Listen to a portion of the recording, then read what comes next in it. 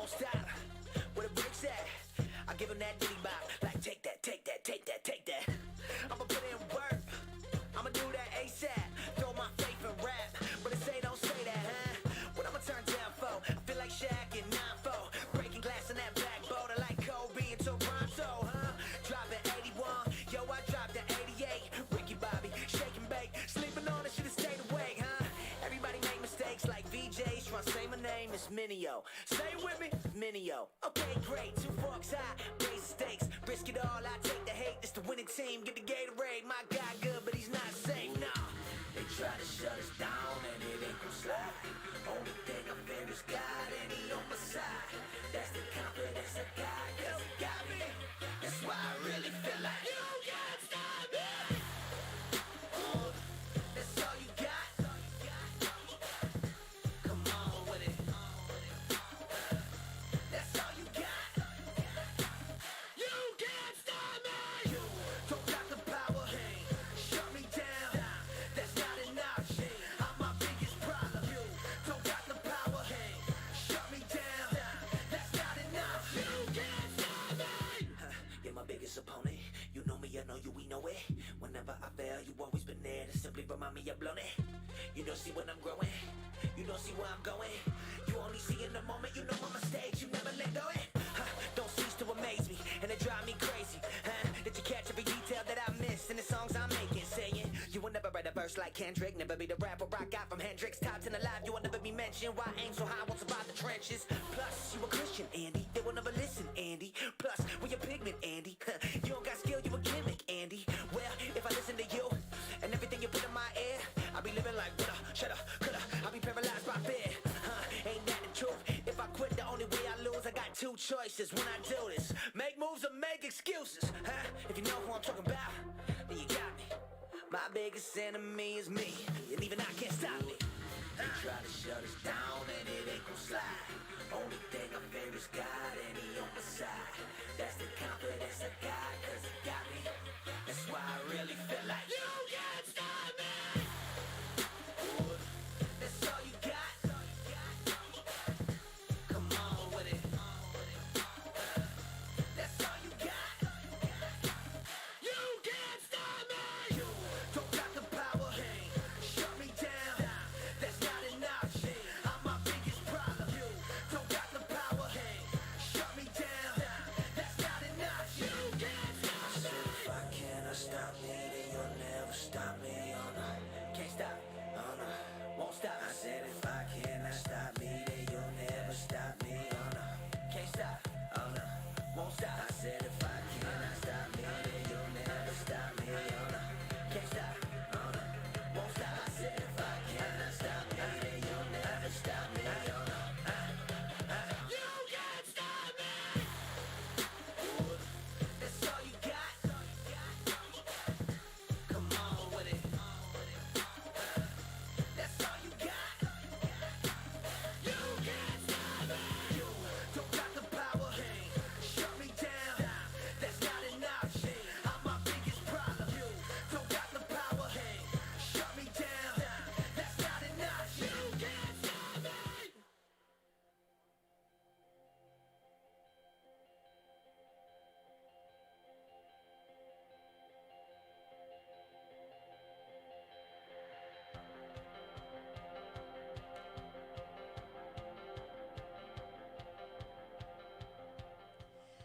So, welcome. Thank you for coming tonight. For those of you online, thank you for joining us.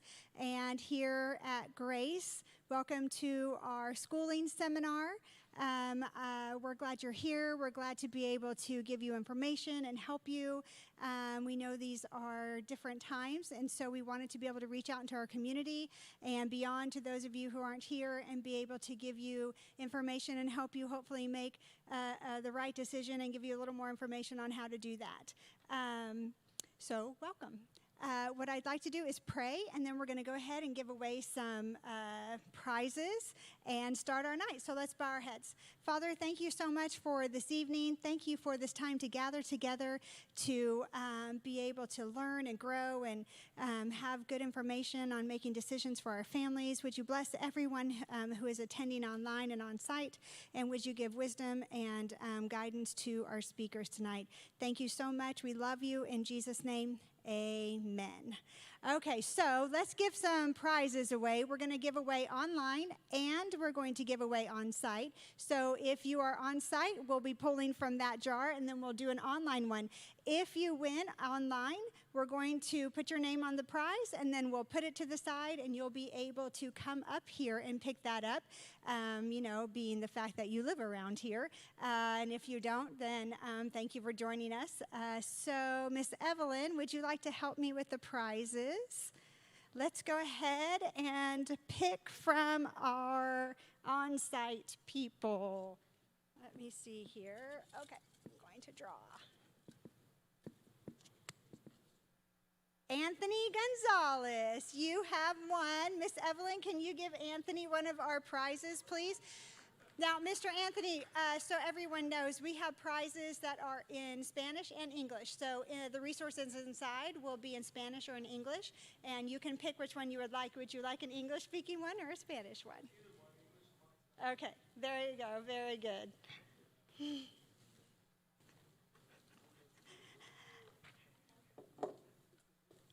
Okay, so let's pick for you online people and see who we have. Let's see here. Cassie Mitchell. Cassie Mitchell, if you're online, they're going to put your name on there and just have you say, I'm here. And if you're here, we're going to put your prize aside, and they'll let me know if you've done that. If not, we'll draw again later. Okay, I'd like to introduce our panel. So first, we're going to start with our traditional homeschooling. And we have a panel of 4 ladies that are going to come up and give you information and wisdom about traditional homeschooling, explain that. There's lots of different ways you can do that. And so we are going to welcome them. Ladies, if you want to come up and have a seat, we'll go ahead and get started. When we first talked about this, I approached Norma Arriaga. She is a leader in kids ministry here and has been homeschooling her kids. And she put this panel together, and they've done an excellent job. I'm really excited for you guys to have this information and be able to glean from them. Ladies, are you ready? Ready. All right, take it away. Well, hello, everyone. Thank you very much for being here. My name is Norma. I am a wife and a mom. I have been married to my husband for 17 years now, and we have 2 beautiful daughters, Natalie and Sophie. We live here in Conroe. I am a transplant from California, but I've been here almost half my life now, so Texas is home. And we started homeschooling, I want to say about 6 years ago now. We started when my oldest was in 2nd grade. She was in the public school system. And we went ahead and started homeschooling, and I feel like the Lord put in my heart the seed to homeschool before she was school-aged. I just had never heard of homeschooling. It was something very foreign to me. And so I had to do some research and find out what this whole homeschooling thing was about. So we finally, when she was in 2nd grade, I went ahead and put her in school. That's something that I knew, all I knew. I put her in school, and then we went ahead and pulled her out and just embraced, loved homeschooling her. I saw the light bulbs come up when she was doing her math, especially math. She struggled with that a little bit. So that was, for me, just a turning point. And I understood that homeschooling was right for our family. And so I want to say we homeschooled for about 2 years. And then we had a family situation that completely tore me apart because we had to make the decision of putting them back in public school. And that was very, very difficult for me. But I think it was just something that we had to do. And so I have the experience of having to put my kids back in the public school system. Thank God, He made a way. And we're homeschooling again, and we're going on our 3rd year now. And I am trusting the Lord and saying that we're not going back to public school. But of course, God has the last word. And we are enjoying this homeschool journey. We are pretty much what we call eclectic learners. That means that we do a variety of, we've done a variety of teaching methods, and we've just explored, and we're learning every day. And so that's pretty much, in a nutshell, what we've done as a family. And homeschooling is, we embrace it, we love it, and I'd love to share more as the evening progresses. And so I have here 3 wonderful ladies that have poured into my life throughout these homeschool years. And so I'm going to turn it over to you, Evangeline, and each one will introduce themselves. Okay, is this on? Can you hear me okay? All right. How many in here are actually considering homeschooling this fall? Okay, a few of you. All right. So we have 5 children. My husband and I have been married 35 years, and we have 5 children. The oldest is 30, and the youngest is 16. She's sitting over here. And so we did not start off homeschooling, although I went back to college after I got married with the express intent of getting an education degree so that we could homeschool our children, because I thought maybe I might need that at some point. And I thought, if the laws ever change, nobody can tell me I can't homeschool my own children, because now I have an education degree. So that's what we did. And then we had children. And I had so little control over my own child, my oldest child, that I thought, there is no way on God's green earth that I'm going to homeschool this child. She will not listen to me. This will not go well. So we put her in a private school. And then she was so not ready for the hard work in this particular private school that we repeated kindergarten for her. I call it my $14,000 kindergarten year. Did 2 years in kindergarten at a very expensive private school. And then we moved her to another private school the next year that was more of a Christian private school. And then we began to see some things. Not only did we get some material that helped us with our parenting so that we had a little more control in our home, but we also saw some things that concerned us a little bit, even in this private Christian school, that we decided, okay, it's time. We need to do this. By that time, we had 3 children and 1 on the way. So we jumped into homeschooling with both feet, and I'm the first to tell you that my education degree actually worked against me in homeschooling. So for those of you who think that you need an education degree in order to homeschool your children, not. You will do just fine without a degree in education. There are things that only a mama knows, and you can customize the education for each child according to how you see that they're doing in homeschooling. So some of the reasons that we initially thought we wanted to homeschool were that we did want to maintain relationship with our children. We saw a lot of our peers who had children, and the children went through school, and pretty soon there was not that connection there anymore. We really wanted to stay connected with our children. We really wanted to pass our faith on to our children. We really wanted to make sure that we were the biggest influence in our children's lives. There were things that are important to us that we knew would be challenged by an education in another format. So that's what homeschooling has allowed us to do, is to shape the character of our children. We were really more concerned about what kind of people our children grew up to be than we were about what kind of information we could poke into their head. And that having been said, we do have our oldest child graduated from college with highest honors. Our second child graduated from college also with highest honors and went on to get a double master's in piano performance. And so we did a pretty good job of poking information into their heads somewhere along the line, but it was more along the path of, in a way that really, really solidified that information in their brain. So I use this term kind of loosely, but I'm what you call an educated idiot, because I went all the way through college and memorized a whole bunch of stuff and spit it out on tests, and I made straight A's. I was good at beating the system, right? And I can't tell you a whole lot of what I learned in either high school or college right now. So, but my kids, they know history. They know all the things that I wish I knew, but somehow it never got poked into my head in school. So that's another reason that I think homeschooling really excels, because if you do it, in a way that is fun, that's interesting. We did history instead of textbooks. We did historical fiction books. We read at the table every day for lunch. It was the favorite part of the day. So those kind of things actually poked information into my kids' heads a whole lot better than I could have done just by textbooks and workbooks and things. Okay, I think that's good enough. Your turn. Hello, everyone. My name's Marina Vincent. I am a mom to 2 girls. Now, my situation's a little unique. My oldest is 31, and my youngest is 12, and she's sitting over there. I have 2 grandbabies. Actually, the 3rd one is on the way. It's due any day.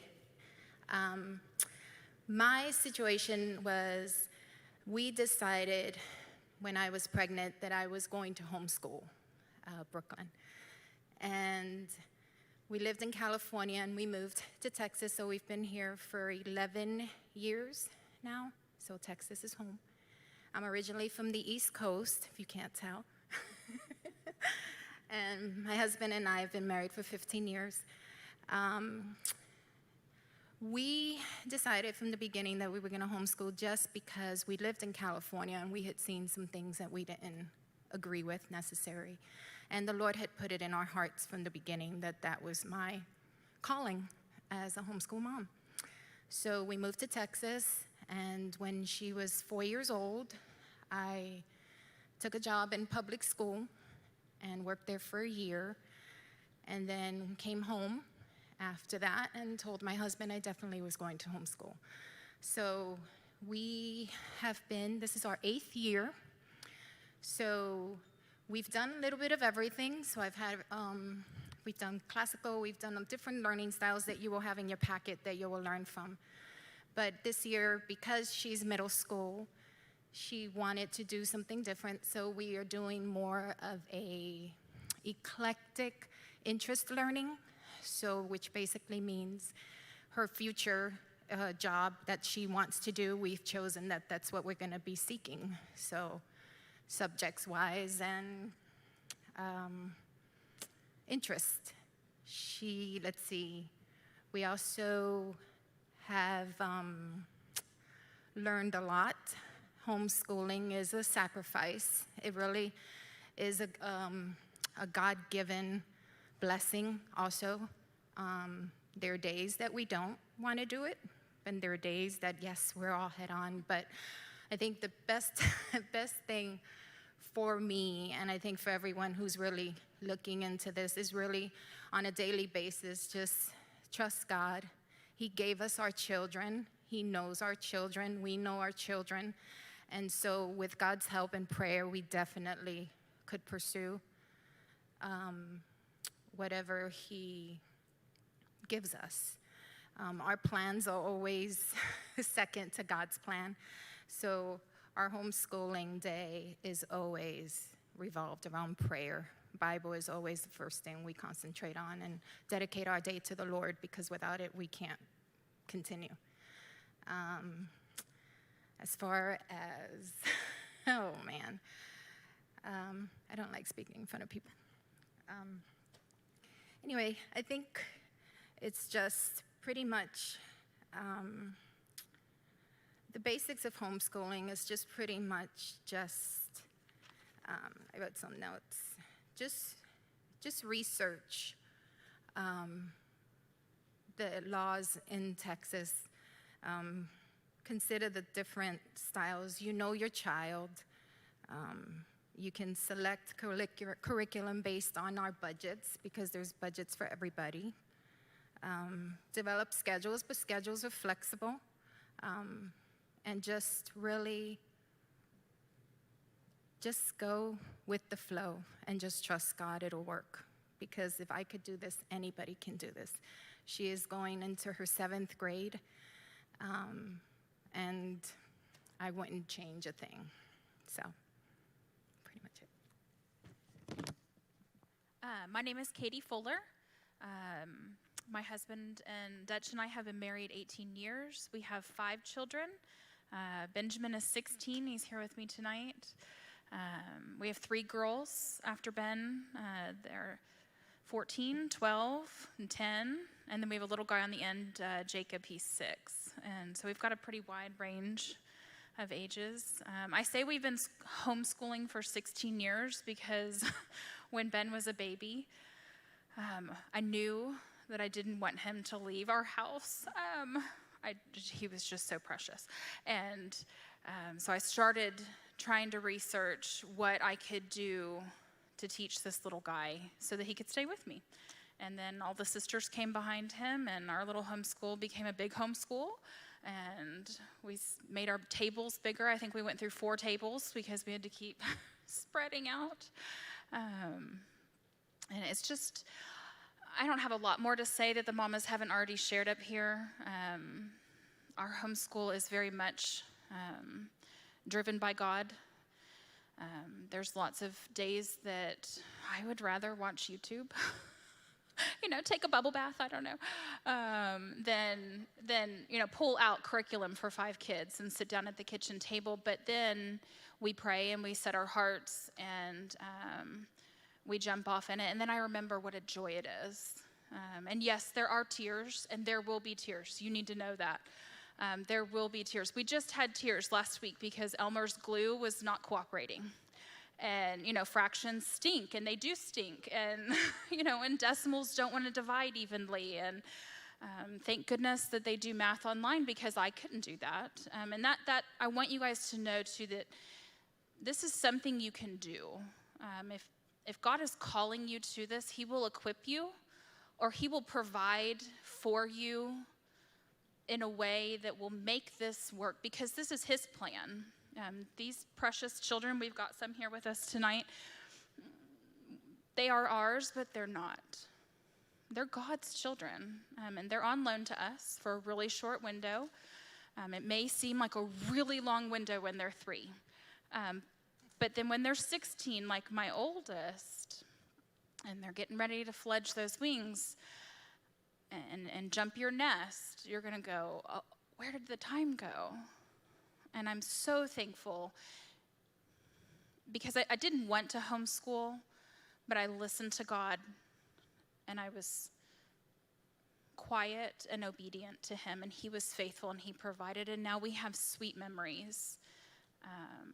I was digging through stuff to bring, and there's tons of stuff down there for y'all to look at. One of the first things that we did was go to the grocery store because I didn't know what to do. And we walked around the produce department, and whatever was interesting to them, we took home and we cut open and looked at. And that's kind of where it started. And then now I've got, Ben, and he's doing geometry, and, people are doing biology in my house. And it's so much fun. There's so much joy to be had. This is doable. Don't fret the little details. God has got this for you if you'll just lean into him. Thank you for having us. Thank you. So I had asked all of us to talk a little bit, and maybe you've already covered it, of what is homeschooling to each one of us, and I completely forgot to add that with my introduction, although it was my idea. So just briefly, and if we can just briefly say what homeschooling is for each one of us, or why we're homeschooling, what homeschooling means to each one of us. For me, homeschooling, it's the ability to be able to teach what my child is interested in, and not having to have someone dictate to us what we need to learn. Each one of our children has a different style, they are their own person. So when we try and have all of them learn the same thing at the same time, at the same pace, that is taken away from from their God-given abilities and the purpose that God put for them. And we need to find what is it that they love. What is it that they're going to do? What's going to be their purpose, and how can we nourish that? I hope that makes sense. In a little bit, we're going to talk about some teaching styles for each child. If you're thinking about homeschooling, each child learns differently. If you have 5 children, they're not all going to learn the same way. And it's really important that we take the time for each one of our children, give them the devoted time that each one needs. And that's what I love about homeschooling. I can sit with my child, each one is different, and I can give each one, cater to each one, and give them what they need. So homeschooling for me is the ability to do that for each one of my children, and also the freedom. I love to travel. I love to just go on a road trip down the road somewhere. And I can take homeschooling with us. We can take our books, and we don't have to worry about getting behind. I don't have to worry about them being stressed when they get back to school and having to make up everything. And so, in a nutshell, that's one of the biggest reasons why we homeschool and what homeschooling is for us.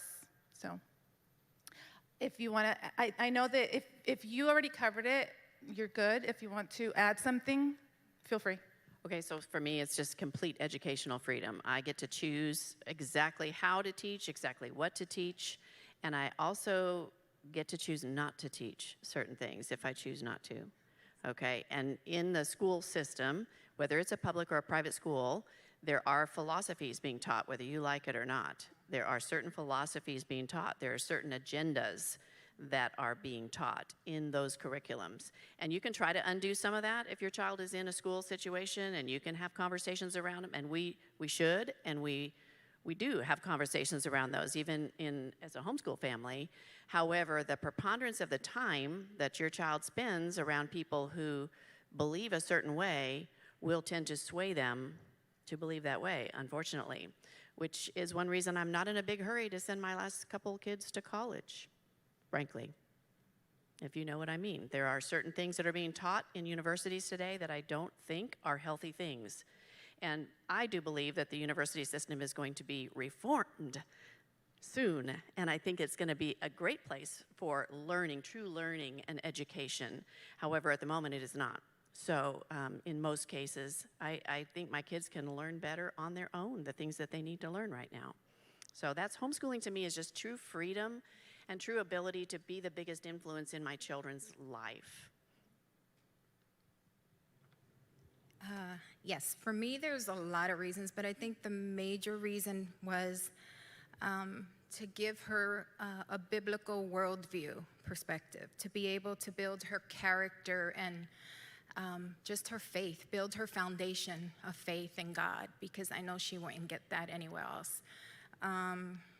That was my major reason. And the other thing, too, is subjects. Like adding to what Evangeline said, is that I don't like math. I'll be honest with you, never did. But I taught her math up to this past year, and God is so good that there is online subjects that we can. So she will be doing math online, and that would be the only subject. But everything else we will be able to teach at home. And based on that, and the history that we've chosen, the science that we've chosen, and we could give her, we as a parent have the freedom to choose what our children learn, so. Mine's real simple. Homeschooling is our life. It doesn't stop. They're learning all the time. And that's the case in your home too. Your kids are always learning. They're learning in the car. They're learning when they're in the rooms. They're learning everywhere. And that's one of the joys of homeschooling, is that they're always learning, and we're giving them the opportunity to be able to pursue what God has called them to, because each one of them has a calling. God has a purpose, a good purpose for their life. And for us, homeschooling gives them 24 hours a day that they're in an environment that is perfectly suited, because we've tailored it that way, to pursue what God has called them to. So, Wonderful, thank you. Okay, so right now we're going to just briefly go over the different learning styles. So if we can put up the graphic, and there's a flyer, I believe, in your folder as well. It looks like this. So, it's up there. So pretty much, as I mentioned before, each child is going to learn differently. God made us all uniquely, and so we are all going to learn differently. As the ladies have mentioned, they've used different types of methods of teaching in their homeschool. The curriculum goes along with the method that you choose, and it is wise to find out how your child learns, so that you can pick the method that best fits their style, and that you can look for curriculum that fits their style. So you're customizing their education. So just real briefly, pretty much what you see on the screen, the graphic, you can see there, you have your visual learners. And I just made a few notes on my own. They're observers. Okay, they'll do better if they have pictures and diagrams to work off, written directions, or maybe a map. Okay, your doodlers. These are your doodlers. These are the kids that like to make lists. They can take note. They're good at note taking. And they need time to process, because they're visual learners, so they're visually taking in the information, so they need time to process that. So, and you see there's a list of different characteristics of a visual learner. And then we go on to auditory. You have the child that learns by hearing. Okay, we need to reinforce by sound. They may be loud in class. If you have a child that's loud, they're probably auditory learners. It'd be good to repeat back to them. They may retain more information if you repeat. And they're slower. They may be slower at reading, and that's okay. That's why we customize their learning. We customize the method and the curriculum. And then we have our kinesthetic. Our kinesthetic learners, they learn better by doing. They need to have something to do, hands-on, and they like to get into things. They may need to act out situations. They need to touch, and they can't sit still. So these are just some basic ones. If they like to sing, they may be singing all day long and doing their work, but that's how they retain information. And they need multiple breaks. They just need to break and then come back to it and start all over again. And then there's also one here that's reading and writing, and this is probably the easiest one, because if your child likes to read and write, and that's how they retain information, I think you're not gonna have too much problem. I don't know if you guys wanna add anything, ladies, but I think that's pretty much self-explanatory, and it's probably the easiest one. They'll probably just need some time and space so they can absorb the information, they can read, and they can write out their ideas. And so pretty much that's all for the learning styles. There is a quiz. I don't know if we can put up the link of a quiz that you can take, and there's some questions that you answer, and that'll give you an idea of what type of learner your student is. Yes? I was going to say to you moms need to take that quiz and learn what kind of style you are too, because different styles, if you're different than your child, you might clash just a bit. But if you take that quiz, then you'll understand why you're reacting to a certain curriculum differently than your child. It'd be really good for you too. Yes, absolutely. Sorry. Yes, so yeah, definitely. I mean, you are going to learn along with your child. So it's important. Yeah, it's important. That's one of the things too that I love, that I get to relearn a lot of things, and then I'm learning things that I never learned. As Evangeline was saying, I didn't learn a lot of things, and it's like, oh my goodness, this is great. I want to do school again. Go ahead. Yeah, my child is a kinesthetic learner, so she left. See, she can't sit still. So she is, she can't. So she is constantly fidgeting and dancing and singing because that's what she does. She's in drama and she's in dancing and singing. So, I mean, she learns by music. I mean, if I want to get her to learn history, she does it by music, by singing, by memorizing it. You know, that's how she learns. And so we take lots of breaks, but as long as she can retain it, that's all that matters. As long as she's learning, that's all that matters. So when she is sitting there reading, she listens to music. I can't. That freaks me out. It drives me crazy. I can listen to classical music with no sound, just sound and no words, but she's singing while she's reading, and it's amazing. I see her, and I'm just completely, so yeah, I mean, if we could do this on a daily basis, she gets her work done. It may take us a little longer, but as long as it's done, that's all that matters. So doesn't matter what kind of learner, you just have to learn what they are so they can get the best at home. Wonderful. Does anybody else want to add anything to that? Katie? You're good? Okay. Okay, well, I think we're done with that portion. And was there any questions? Sure. Yes. So I wanted to have you maybe explain to people who wouldn't understand how to set a schedule. Like, what does the schedule look like in a home with 5 kids or 1 kid or 2 kids? And what does it look like when you have, like Norma, a teenager and an elementary student? And how do you teach 5 different kids at very different levels, and can you teach American history to all of them at the same time and that count as their American history and those type of things? And so if you could just maybe explain a little bit of that, each one of you maybe have your own version of that, but I'm sure if people are looking to homeschool, if I was, I'd be like, I have 5 kids, and I would need to know how you do that, because that would be a little stressful for me just to jump into homeschooling with 5 kids and know how to teach all of their ages at the same time. So maybe each one of you can speak to that in your own reference.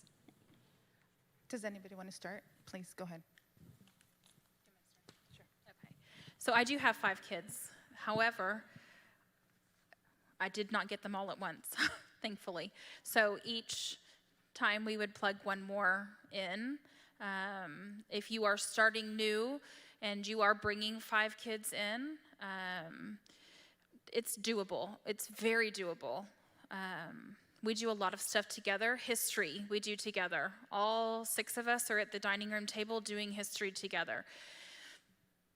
What Benjamin gets, our oldest, is a lot more than what Jacob gets at 6. And then he'll circle back around and we'll do that again. People often do history in like a 4-year rotation.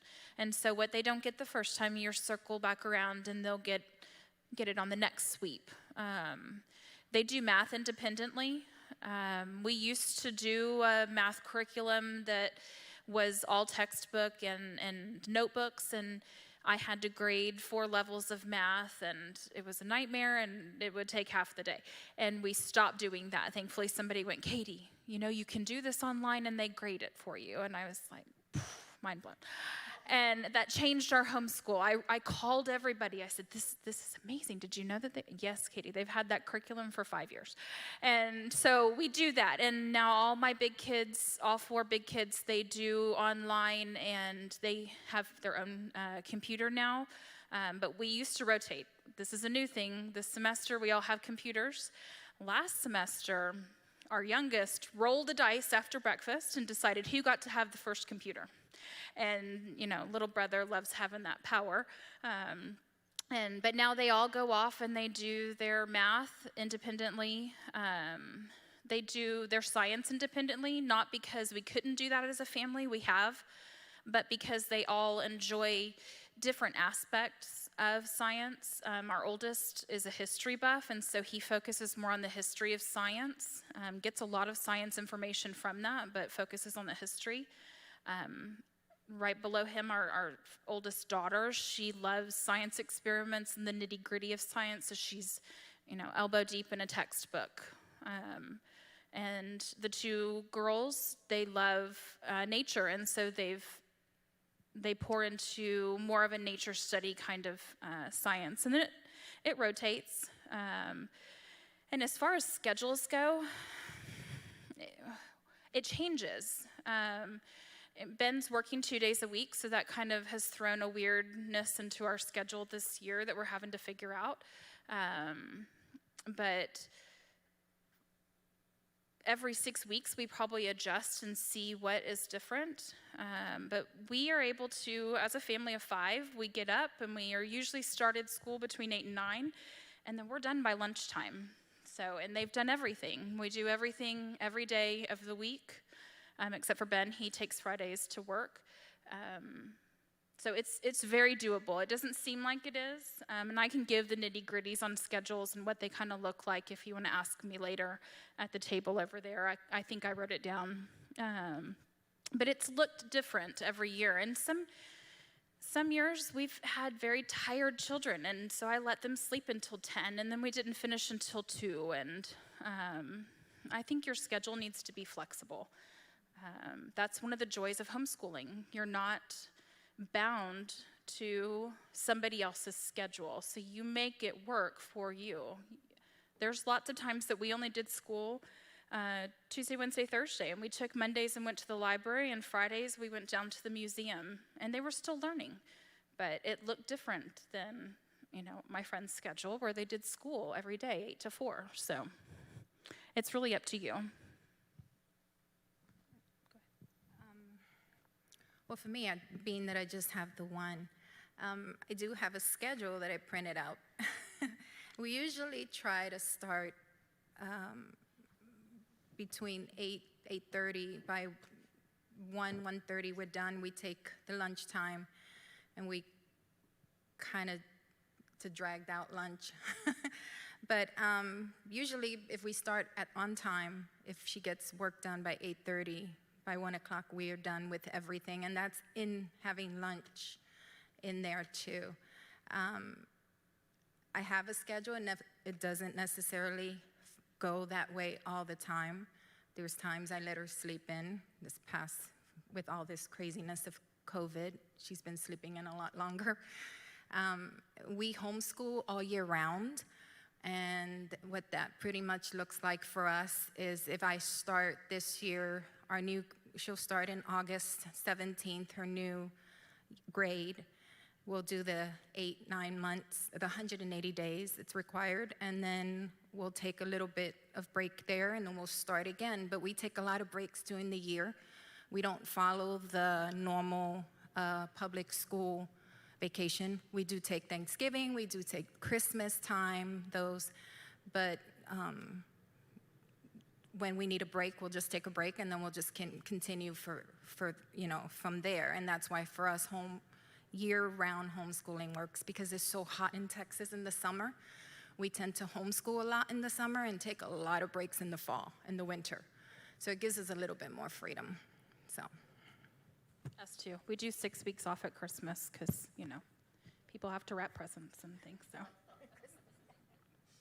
Okay, so if you've ever seen Little House on the Prairie, they have a one-room schoolhouse and one teacher that the parents hired to teach all the grades. How does she do it?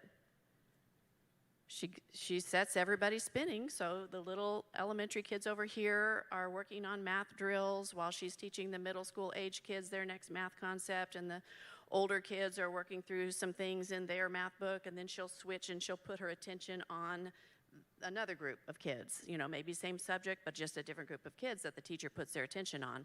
We are conditioned to think of schooling as being teacher-driven. What if it's not? What if it's not teacher-driven? What if it's curiosity-driven?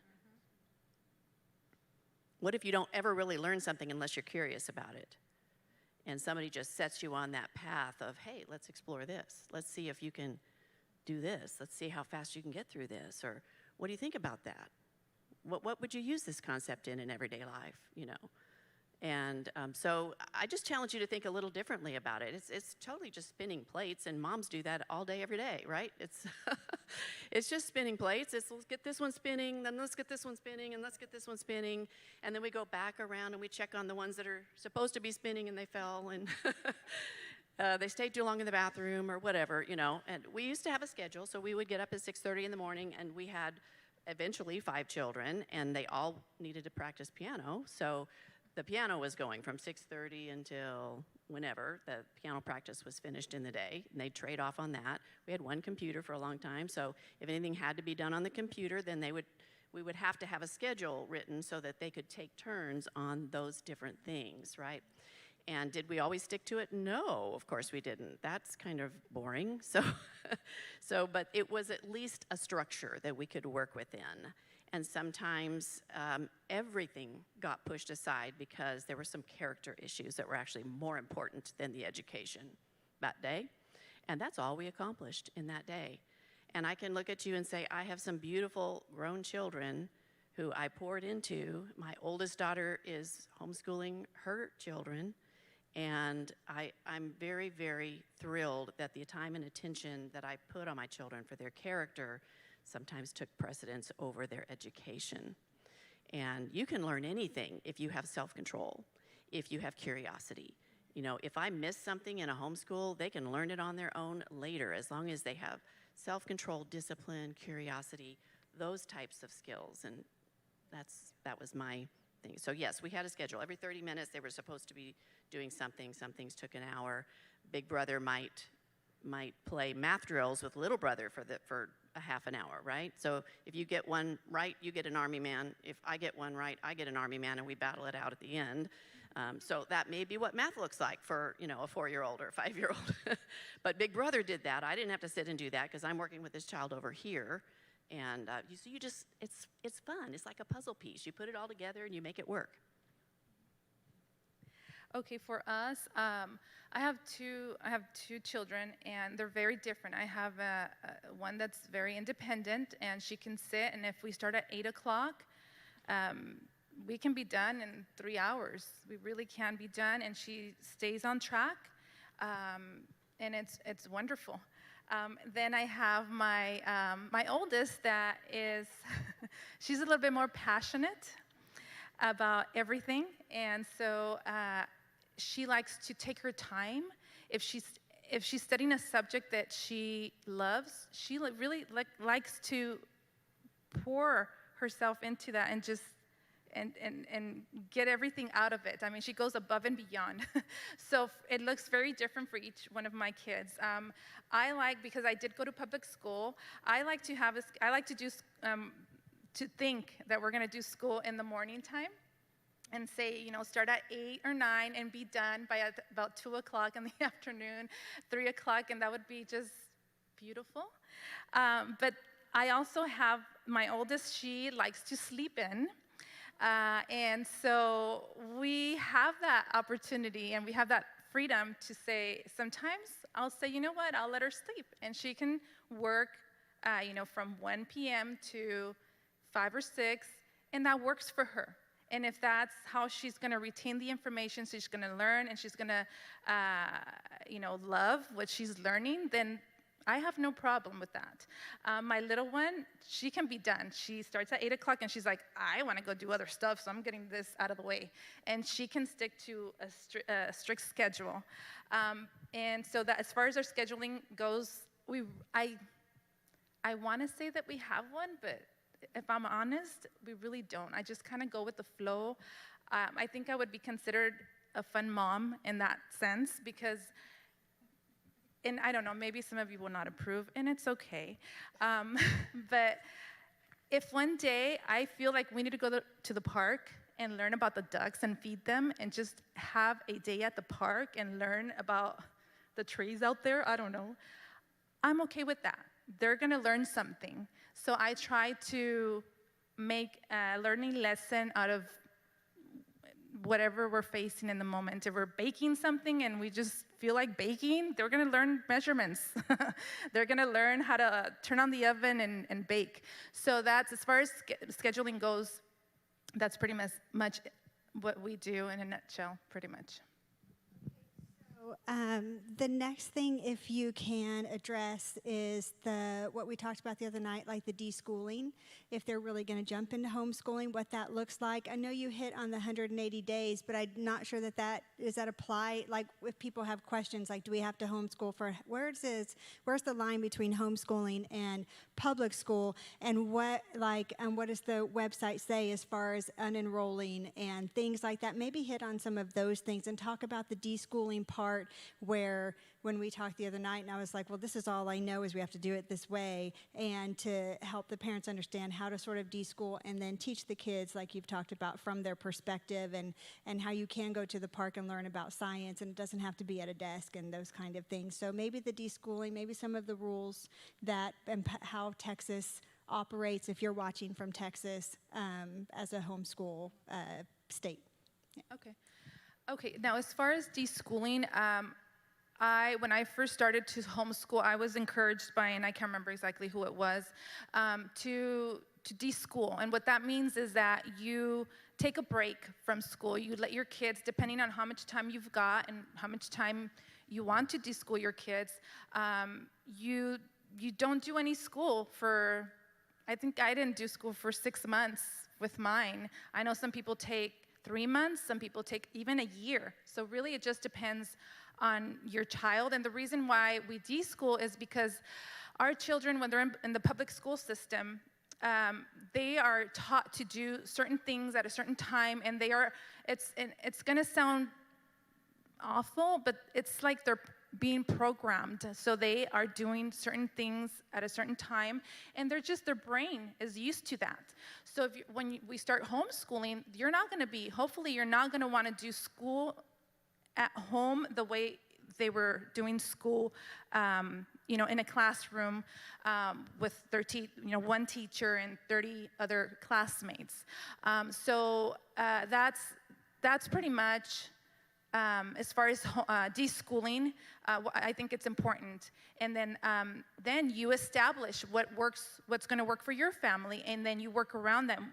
And that's why it's important for you to learn, find out how your child learns, and then depending on what is going to work for your family as far as the method you want to apply, because there's a lot of different methods that you can apply. And we would be here all night if we talked about all the methods, but there's methods where you can choose your child, whatever your child likes, whatever the interest is you can choose one topic and then learn about all the subjects surrounding that one topic.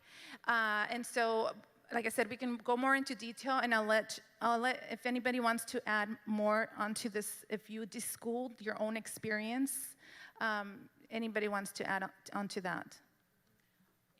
Honestly, we do a little bit still, and we've never been in public school, but we get into the mode where we're doing school all the time, and we school like Marina does. We school year round. And so we go all the way through the summer, and we do take a long break at Christmas sometimes. We didn't last year. But we'll get in the mode, and I can tell everybody's kind of dry, and nobody's really interested. And I know what I'm reading is interesting because I've got a good feel of the kids, but they're not really engaged. And so at that point, I know they're kind of, they've lost their curiosity, like Evangeline said. And that's important, that they have curiosity all the time. Otherwise, they're really not going to absorb what they're getting. So often when the kids are coming out of public school, they have been put through a sort of regimental system. It has to be that way. It's a huge operation that they're running. So they have to have a framework that they're working within. And it is a little taxing, I think, on their curiosity and their wonder. And so when they have that natural wonder, and they're all born with it, they are all born with a capacity. Think about your 3-year-old or 2-year-old. They're always asking you questions. That's what it is. And you want them to be doing that their entire life. I know when I graduated, I had lost that spark. I had lost my curiosity. And so when you pull them out, even if you didn't do 6 months, but you committed to 90 days of no bookish work and just enjoyed them, got to know your kids and what they're like at lunchtime in the middle of the week, because sometimes they're real different, and really figured out what they are passionate about, that will help you to mold a curriculum that will work. And then also, like Norma said, to be able to teach yourself. And this is my favorite mama homeschool book, and it is very loved. I read this thing and highlighted and underlined and really tried to figure out what my mama's heart was going into it, and really find my passion for my 5 little people before I started, because I knew without that, I had been told by very seasoned homeschool moms, if you don't have a passion and really love what you're doing, you're going to get burnt out real quick. And so I needed some time, and they needed some time. And the biggest thing I tell moms is, get rid of video games. Don't let them play video games in that 90 days. That sucks their brains out. It does something to them. It rewires in them. They will kick their feet and be totally unhappy, but do it. Right now, my kids are on a 30-day TV fast. We're not watching any TV because I really want to get them playing. And they completely turned our whole living room into a fort today with blankets and sheets and stuff. And I think they're sleeping in there right now. But you want them to get that curiosity back in. It'll be so much easier. And if you have some time to just kind of decompress too, you will be happy. Don't get to feel impressed that you've got to do this right now. If you homeschool through the summer like Marina and I do, you'll be amazed at how many extra hours you can plug into homeschooling that you never realized. Go to the museum. I think for our family, a membership to the Science Museum was $120. So we wrapped that into our homeschool curriculum for a long time. Get a membership to the zoo. I know some of these things are harder to do with COVID. I don't know what's open right now. Just have fun with them. Go read a book with them. If you're not a good reader, I was not a good reader. I think I graduated from the Woodlands High School with like a 7th grade reading level. Now I'm a good reader. They want me to read The Hobbit next week. We'll try. If you're not a good reader, there are tons of places to Audible, LibriVox, great books. They have audiobooks online that are cheap or free. Just listen to a book with them. Enjoy that. Watch a good movie with them. No junk movies. Watch something fun. Watch Little House on the Prairie. It's really good. Thank you.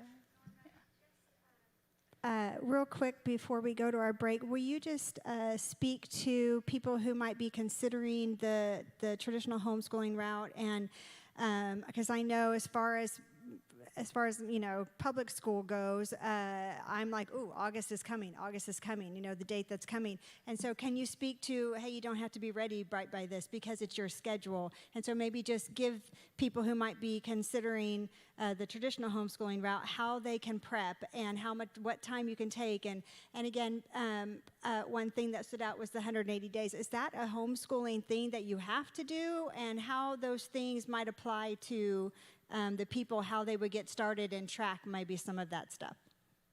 Okay. So I'm just going to, did you want to address that? Well, just that homeschools are private schools. Yeah. They're considered private schools in the state of Texas. So you really have almost no regulations. You can educate, if you can educate your child for whatever you feel is enough for that age that child is in, however many days that takes you, that you can be done, and for that. So there's not any date rules, to my knowledge, for homeschools, and there are only 5 subjects that you have to teach. according to the state of Texas, according to the law in the state of Texas. And those are things like reading, writing, good citizenship, math. I don't know what else is in there. They're just basic things, yeah.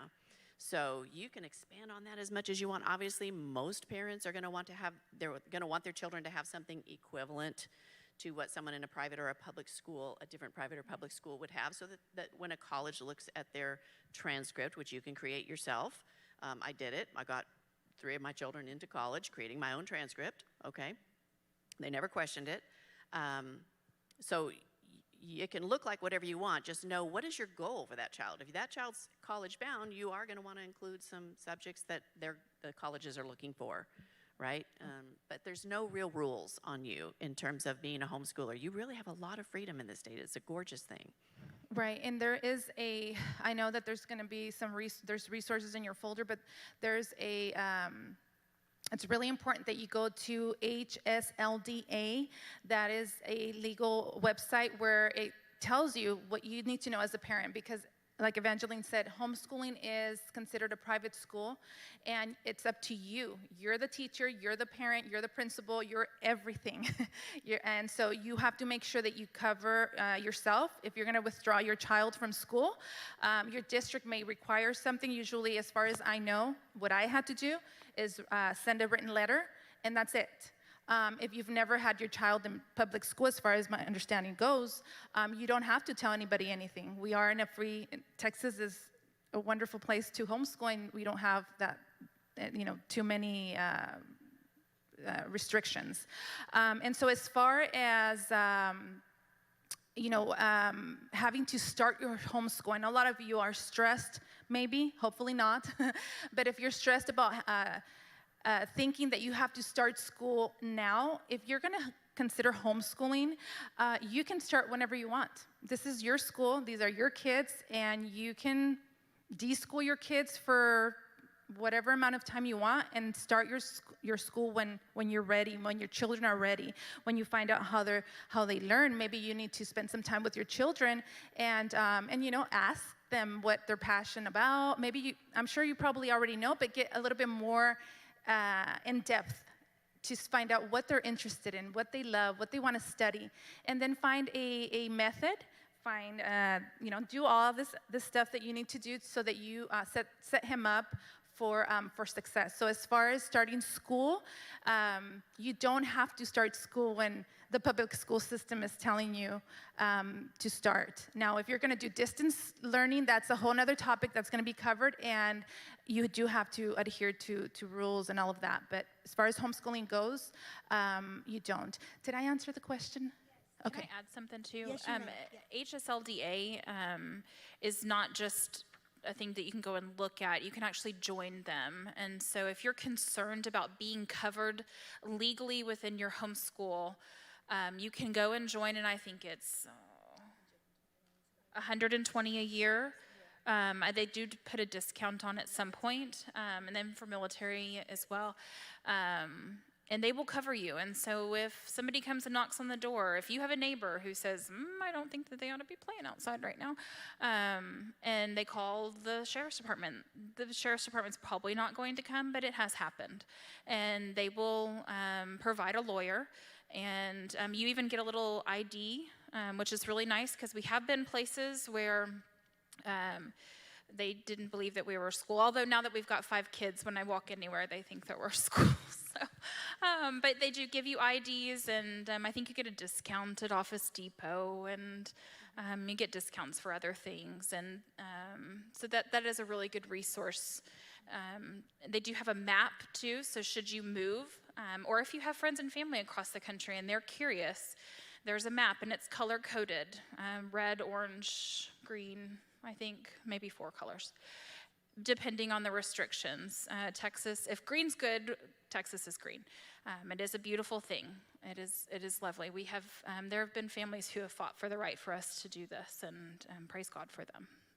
And I'll just add that it's a nationwide. So if for the people that are listening online, if you're in Washington, if you're in Florida, wherever, there is a link for each state. You go in there, you click on the link of your state. Be sure that you go to the right state, because it's, if you're looking at the requirements or whatever is required here in Texas, you may be in trouble. And so again, you do have to take personal responsibility on that. It's wonderful to have a support group to plug into the community, the homeschool community. There's a world of support groups. We can get into detail of it, but there's a lot that you can plug into and a lot of support out there that will help you. And as far as, I know Evangeline talked about this, but it'll tell you the subjects that are required here in Texas. It's incredible. There's only, I think you mentioned them, yeah. So just make sure you go in there and cover yourself, look and see what is required, have those, and then if you want to, I think science and history is not a requirement. Is that correct? Here in Texas, I think so. And it sounds crazy. How is science and history not required? No, I think history is. No. However, if your child, you want them to go to college, you may want to add history and science. So we're not telling you not to. We're just letting you know that here in the state of Texas, it's not required. I think it's crazy, but I think good citizenship probably does require history for you to understand our country. And, good citizenship is kind of a broad category, but Yes. I would throw history in there. definitely. Okay, well, ladies, I very much appreciate your wisdom. I appreciate you giving your time and your attention and giving it to all these people online and herein. So thank you very, very, very much for coming out here tonight and sharing with us. Okay, we are going to take a break. So please go and get some snacks, and the restrooms are out to the right. Grab a water, and then in 5 minutes, we're going to come back in here and start on the next section, which is going to address online academy schooling and public schooling, and give you insight into that and what public school may look like in the fall from Pastor Ciro and Tamara, who Ciro is a 18-year veteran of public school and will be doing it this year, teaching his kids. And they've online schooled and then also public school and also homeschooled their kids. So they have a lot of wisdom and stuff behind that. So have a break, go. We'll be back here in 5 minutes and we'll start back up again. Don't leave me wanting for anything. Let us call my name like a separate us. Now forever, I wanna know your love. I need more of you, less of me. I wanna know more of your heart. Make me who you want me to be. God, this is my prayer.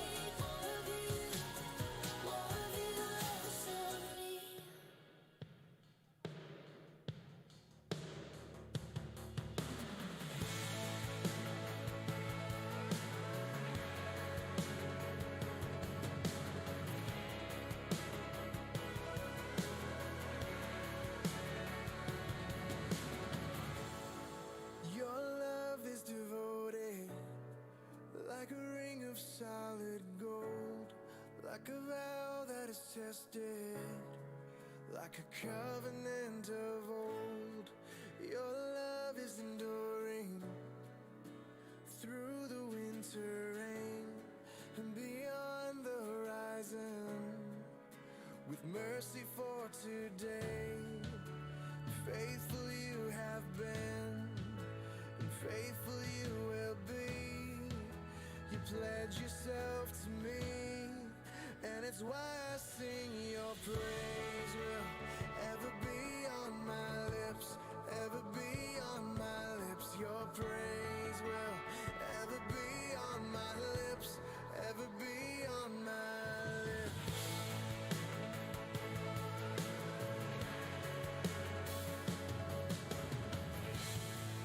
You father the orphan, your kindness makes us whole, and you shoulder our weakness, and your strength becomes our own.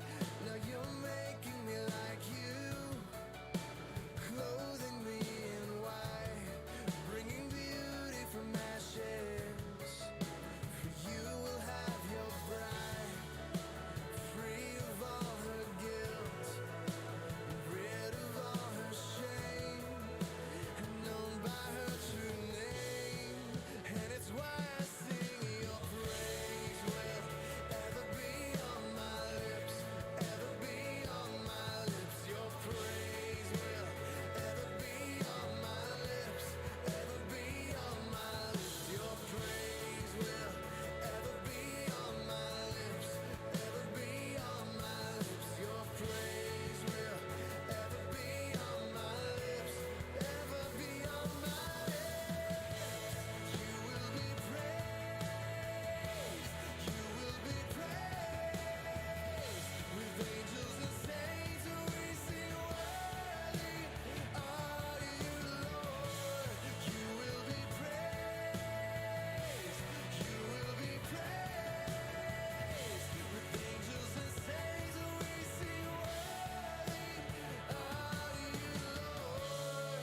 And it's why I sing. Your praise will ever be on my lips, ever be on my lips. Your praise will ever be on my lips, ever be on. Your praise will ever be on my lips, ever be on my lips. Your praise will ever be on my lips, ever be on my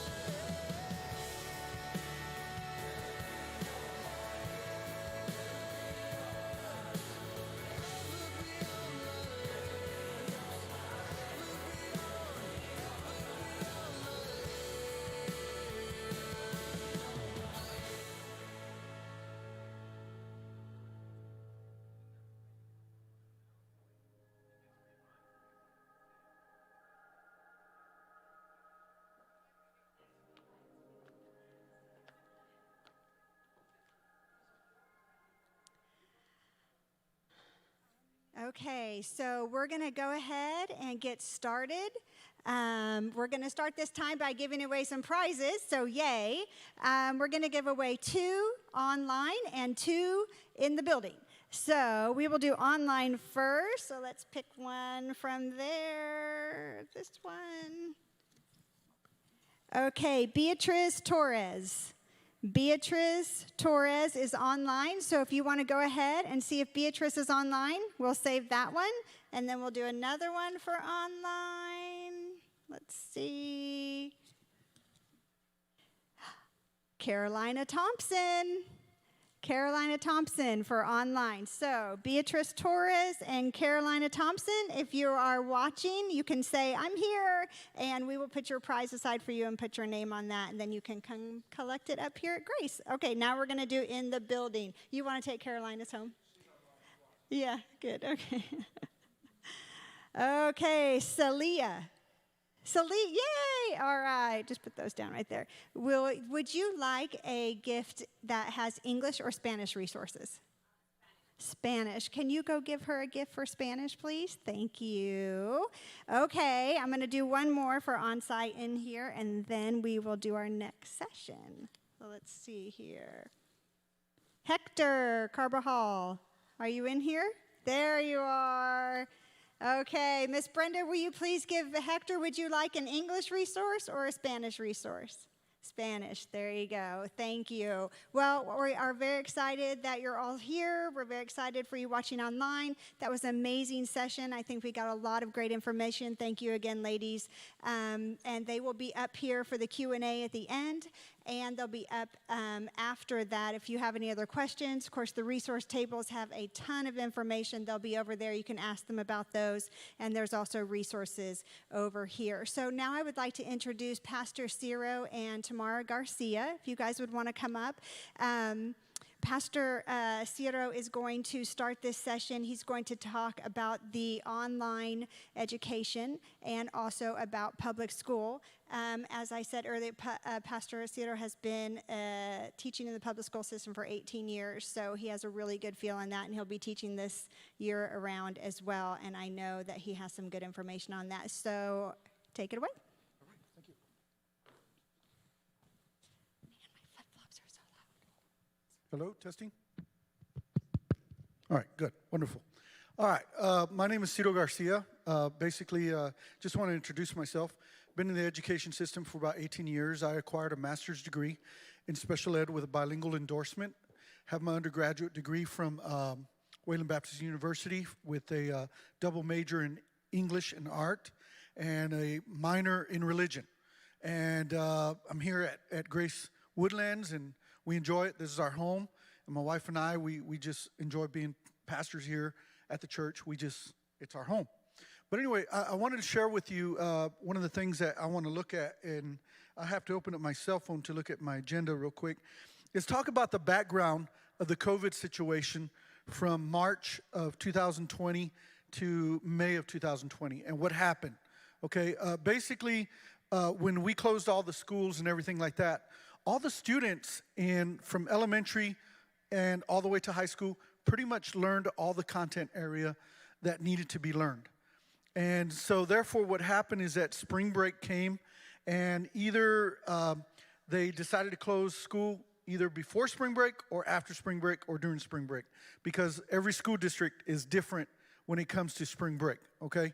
And so they closed it, and what happened is that every student had learned everything, and the STAR test was either going to be administered right after spring break, and some students were just going to be doing review until May of 2020, and therefore it's kind of defeating the purpose. So they just said, we're going to have to kind of give it to the students, all right?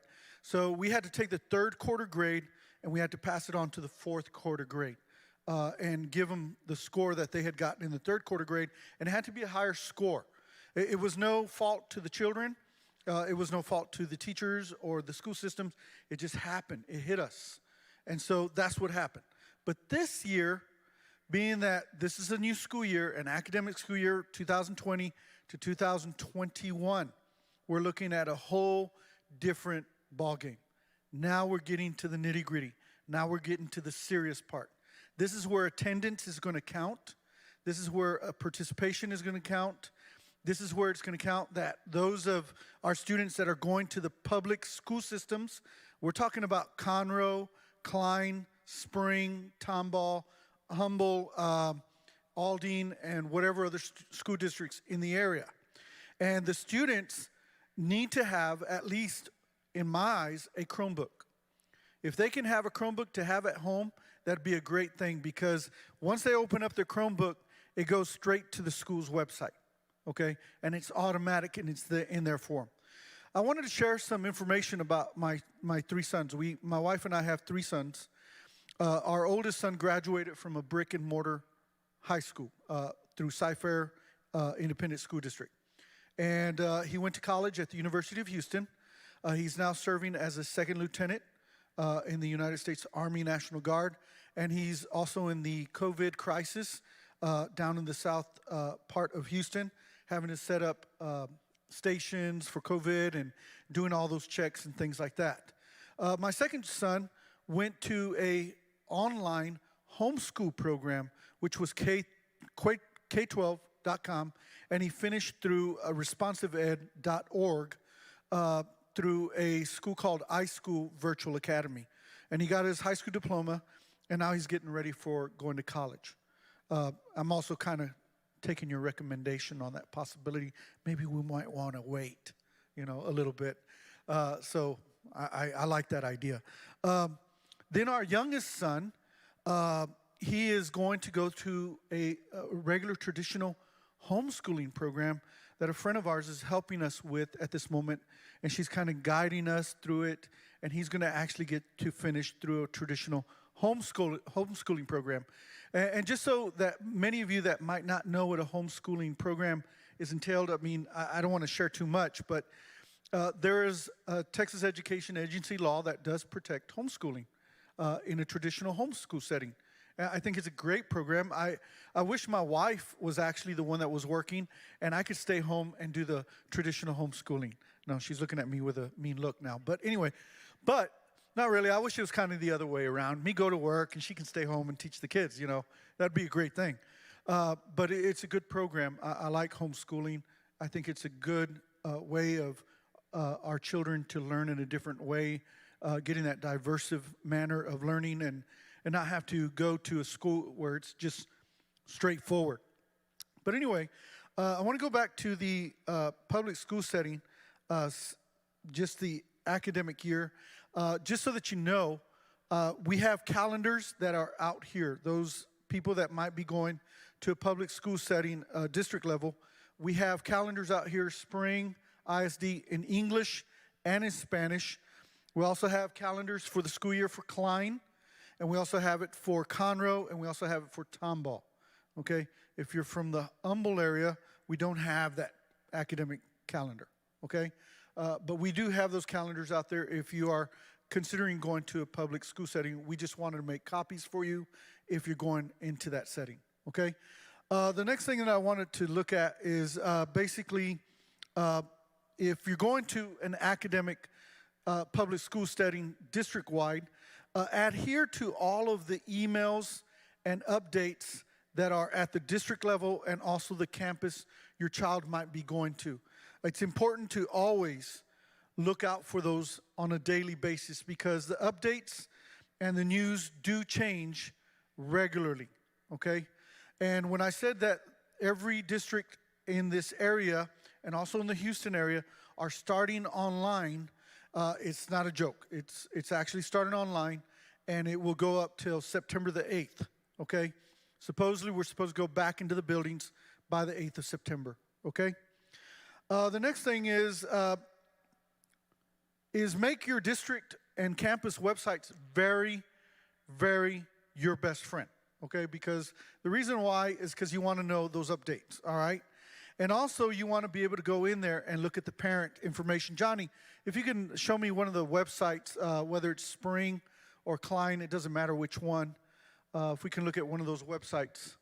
If you look up here on the screen, you have some, tabs that are up there. And you can even scroll all the way down, and you have all the way to the bottom, Johnny. Okay, you got I have to come down to see. You got family feedback, you got food menu, volunteers, strategic plan. And then if you go back up to the very top, then you have the community, you have the Family Net. The Family Net is where you would go and you would open up an account as a parent. The reason why I want to push this idea is because you have to understand that as a parent, you want to get into opening up your own username and password because you want to be able to see what your child is learning, okay?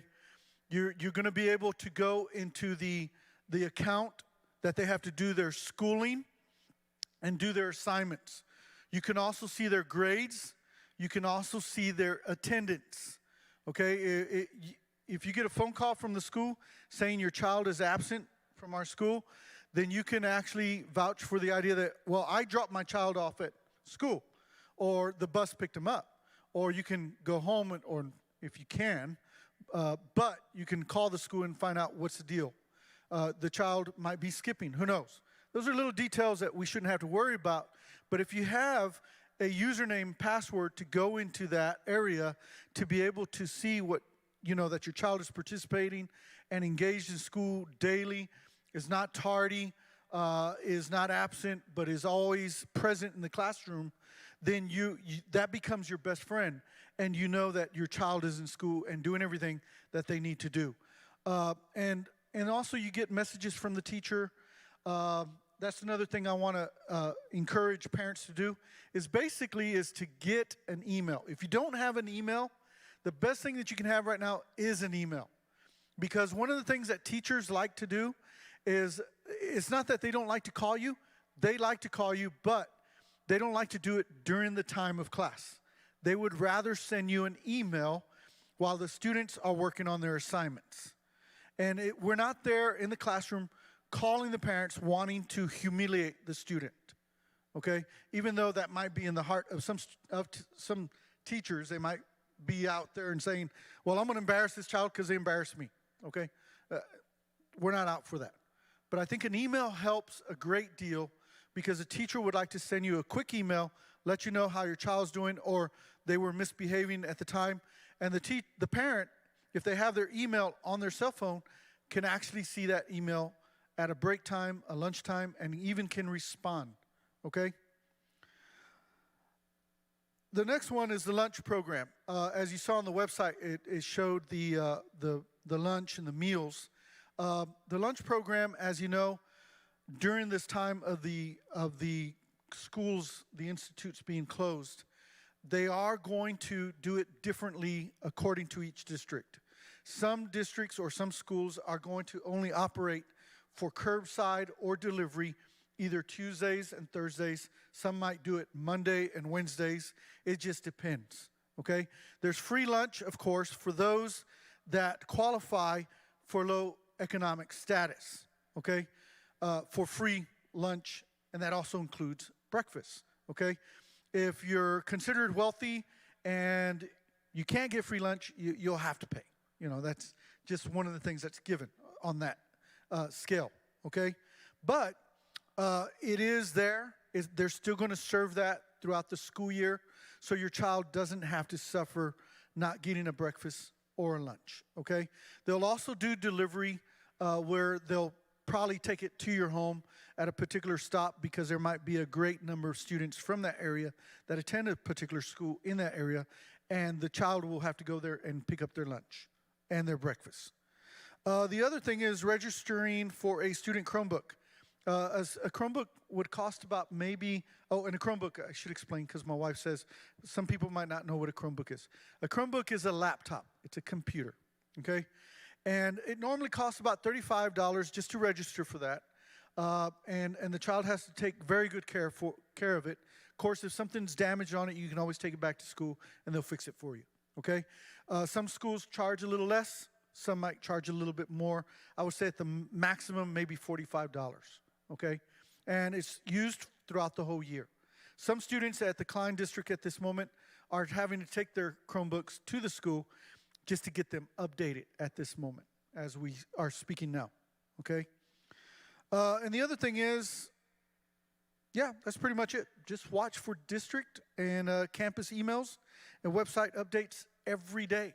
It's a necessity because the website will always put updates immediately. If there's an immediate update, they will put it in there quickly, okay?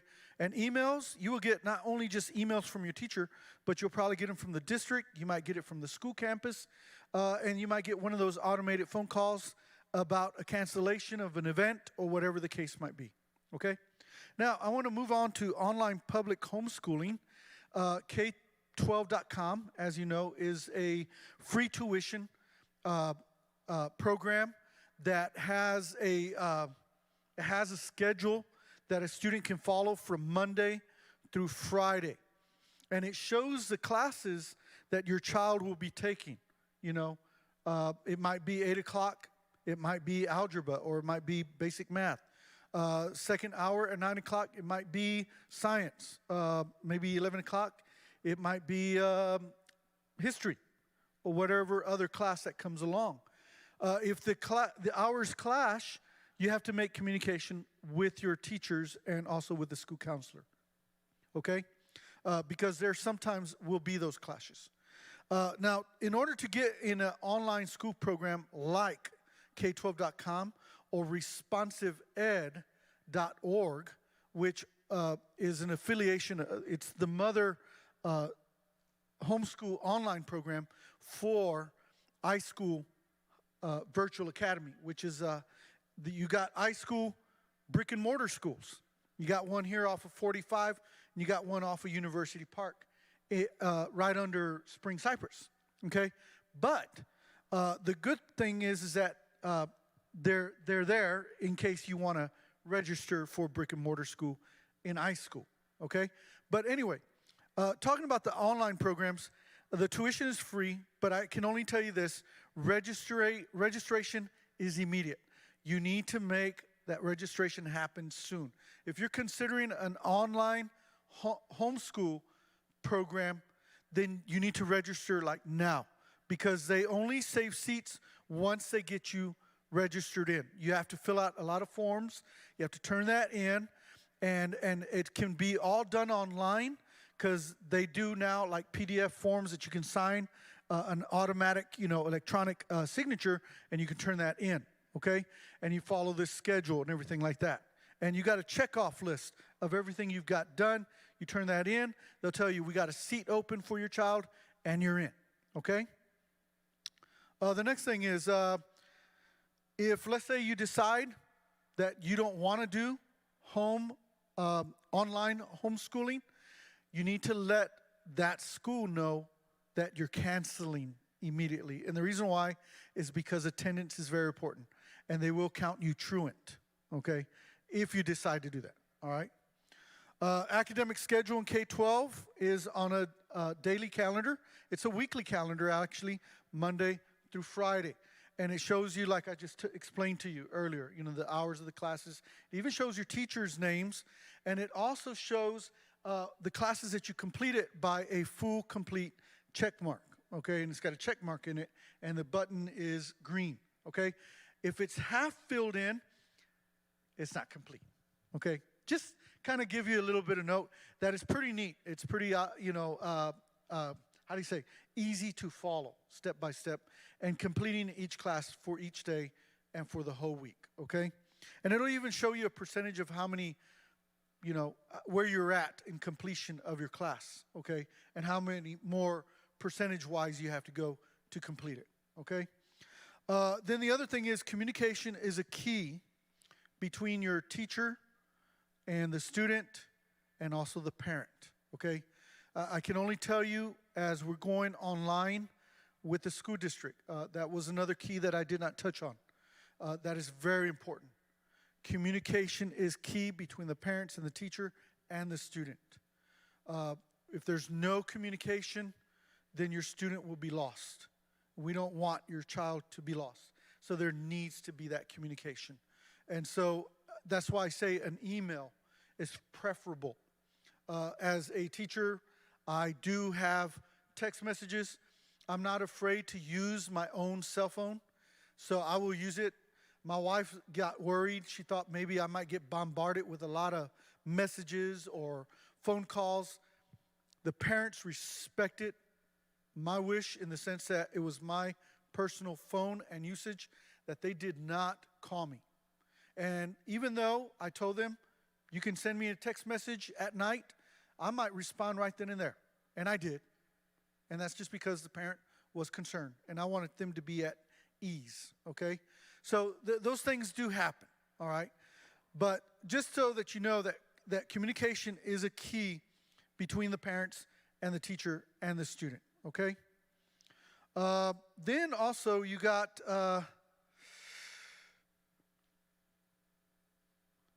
staying on top of daily emails, because there are emails also that are put out there and updates in the online homeschooling, okay?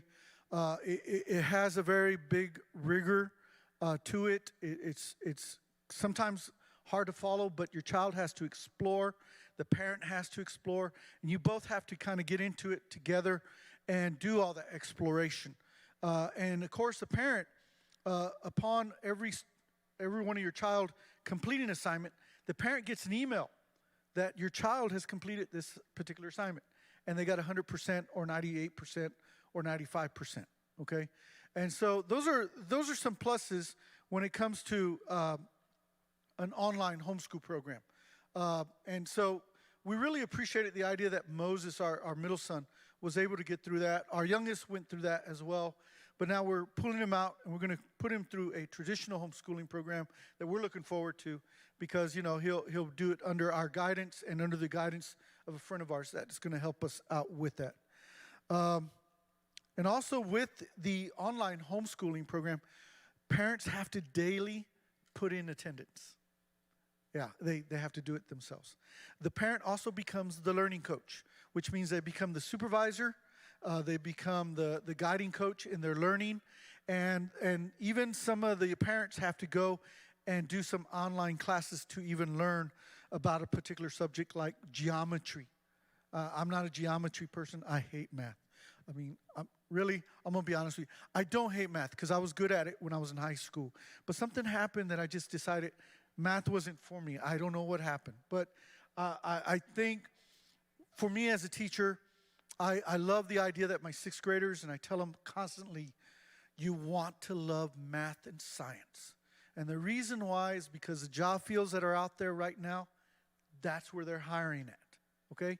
And so that's what I encourage them to do. I'm an English teacher. I'm an English language arts teacher. I love literature. I'm a romantic, even though I've tried to be a romantic with my wife, and she just doesn't go for it. But anyway, I love poetry. It's my favorite. My students, they love it. I've been a bilingual teacher. I was a special ed teacher. I was a content area teacher with a co-teacher. I was teaching ESL, bilingual. And now I'm finalizing, I think, my final years as a teacher, as a gifted and talented teacher with pre-AP students. And I'm really enjoying that, because I'm getting a lot of students that I'm not actually having to repeat myself about something. Yeah, you know what I mean? It's the best deal. But anyway, I just want to share that with you. Now, I wanted to call my wife up because I want her to share with y'all, because I want you to understand there's not a lot of stresses. And even though we're going online in the public school setting, I want you to not stress out. Because we're all going through this together, right? Whether we go through traditional, whether we go through online homeschooling, or whether we go to a public district setting, we're all in this together, and we're here to support each other and to help our children and to get an education that we know our parents expect for our children, right? Okay, so my wife is going to share her side. Okay. Yo creo que ha sido una noche increíble. I think it's been an incredible night. Y Brenda, ella me va a ayudar a traducirme. And Brenda, is going to help me translate. Ahora, creo que es muy poco lo que yo voy a tener que decirles a ustedes. It's not that much of what I'm going to be talking to you tonight. Porque cada una de las personas que han pasado por aquí hoy, Because every single person that has been up here tonight, yo creo que han dicho específicamente lo que hoy usted necesitaba escuchar. they have talked about specifically of what you needed to hear tonight. Pero me encantaría But I would love to poder escuchar a 2 o 3 de ustedes hear 2 or 3 of you que con una palabra with just one word me describieran for you to be able to describe to me cómo se sienten how you feel después de haber escuchado todo lo de esta noche. after everything you have heard this night. Por ejemplo, excited, For example, are you excited? emocionado o confuso. Una palabra Emotional, que confused. describa cómo usted se siente. Just one word that describes how you feel tonight. Motivada. Motivated. Dale un aplauso. Can we give her hands? Eso me encanta, me da gusto. ¿Quién más? Anybody else? ¿Perdón? Ilustrado. Illustrated. Dele un aplauso. Can we give some hands for him? Y yo les pregunto a ustedes, cuando llegaron hoy, ¿se sentían así? And now I want to ask you, when you got here tonight, did you feel that way? Entonces, valió la pena, ¿cierto que sí? Right? It was all worth it, Me correct? encantaría que le diera un aplauso bien fuerte. ¿Sabe por qué? I want you to give an applause. Porque esto yo creo que es una noche decisiva because I think that this tonight is a decisive night para usted como papá for you as a parent y para sus hijos. and for your children. Y yo no les voy a hablar de nada de lo que ellos hablaron ya. I'm not going to talk anything about what we just heard. Creo que sería repetir demasiado. We would just be repeating ourselves, Y usted se aburriría. and you will be bored. Pero sí le quiero decir esto. But I do want to tell you this. Es un tiempo nuevo. It's new times. Sea sabio. Be wise. Dios le está poniendo una oportunidad. God is giving you an opportunity, Y usted tiene el derecho and you have all the authority de tomar la correcta decisión. to take the right decision. Ahora, quizás usted no sabe qué hacer. Now you might not know what to do. Mando a mis hijos a la escuela regular. Should I send my kids to public schools? Los pongo en un programa de home school, online home school, Should I do homeschool, online school, o la escuela o el home school tradicional. or traditional homeschool? Le voy a dar un tips. I'm going to give you a tip. Tome a sus hijos Take your child y vaya de rodillas delante de Dios. and kneel before God, Porque usted no sabe lo que es mejor para ellos. because you don't know what's the best for them, Pero Dios sí lo sabe. but God does. Y yo le aseguro a usted And I promise you que si usted abre su corazón, that if you open your heart, Él le va a mostrar qué hacer. God is going to show you what to do. Preséntele así, dígale, Señor, hay 3 oportunidades. Be before God and tell him, I have 3 opportunities: La escuela regular public school, o la escuela online. online school. Es más, son 4 oportunidades. Actually, there's 4 opportunities: Escuela regular, public school, la escuela online, online school, los programas de home school homeschool programs, o la home school tradicional. or traditional homeschool. Tiene 4 You oportunidades. have 4 opportunities. Y dígale, ¿cuál es mejor para mis hijos? And ask God, what's the best for my child? ¿Qué es lo que usted quiere para sus hijos? What do you want for your child? Y lo que Dios le muestre, And what God shows you, no tenga miedo. don't be afraid. Hágalo. Just do it. Ahora, todo no es lindo. I know nothing seems like everything's beautiful. Le voy a decir lo que me pasó a mí. I'm going to tell you a little bit of what happened to me. A veces me frustraba. Sometimes I got frustrated. A veces me quería, estaba Sometimes enojada. I was mad. Yo soy excelente para los números. I'm really good at numbers. Yo amo las matemáticas. I love math. Yo soy al revés de mi esposo. I'm the opposite of my husband. Tengo 2 hijos que son como yo, And I have 2 boys that are just like me. pero tengo uno que no. But I have one that is Todos not. son diferentes. They're all different. Y cuando yo veía que ellos no podían con las matemáticas, And when I saw them that they weren't able to do math, eso en mi mente no cabía. that wouldn't fit in my head. Pero yo tenía que entender But I had to understand que ellos eran diferentes. that they were all different. Entonces, ¿qué hacía yo? So what would I do? Respiraba, I will breathe. tomaba aire, I will take breath, me air, ponía a orar con ellos. and I will sit with them and pray. Porque el único que le puede dar sabiduría, Because the only one that can give you wisdom, lo crea o no, believe it or not, es Dios. is God. Porque hay una promesa que dice, Because there's a promise that says, el que está a falta de sabiduría, whoever wants wisdom, pídala a Dios. ask for it to Él la va God, a dar con and He'll abundancia. give it to you in abundance. Ahora, para mí era muy frustrante, Now, for me, it was frustrated porque el inglés no es mi lengua. because English is not my language. Yo no entiendo los currículos de este país. I don't understand the curriculum of this state Ni las matemáticas se or aprenden the igual. numbers. Ahora, Now, yo no los podía ayudar. I couldn't help them. Le tocaba a mi esposo. My husband had to do it. Eso era lo bueno para mí. That was the good thing for me. Pero ¿qué hacía cuando yo veía que ellos no podían? But what would I do when I saw my kids that they couldn't do their math homework? Motivarlos. I would motivate them, Cambiarles la mente. change their mind, Y lo negativo, and the negative, llevárselo a lo positivo. change it to the positive. Su actitud, papá, Your attitude, parent, es la que va a hacer it's what's gonna do. que sus hijos triunfen. It's gonna make your kids. Yes. Exacto. En cualquiera de las 4 modalidades que usted puede escoger. In any way you decide to homeschool him or public school, whatever you decide, Es su actitud. it's just your attitude. Si usted los motiva, If you motivate them, si usted les levanta el ánimo, if you raise them up, si usted ora con ellos, if you pray with them, usted lo va a lograr. you will accomplish it. Para mí, For me, no hay nada mejor que el homeschool. there's nothing better than homeschooling. Cuando mi hijo mayor, que hoy ha tenido grandes triunfos, When my oldest son, that now he's a great man, estaba en la middle school, he was in middle school. él me rogaba a mí que lo sacara de la escuela. He would beg me to take him out of school, Y yo no lo hice. and I didn't want to. Terminó muy bien la escuela. He finished really good school. Se graduó, He graduated, pero yo llevo dentro de mí but inside of me, que no lo saqué cuando debía haberlo hecho. I have that I didn't take him out ¿Por qué yo les digo esto? of school. Why am I telling you this? Porque tal vez algunos de ustedes se sienten como yo.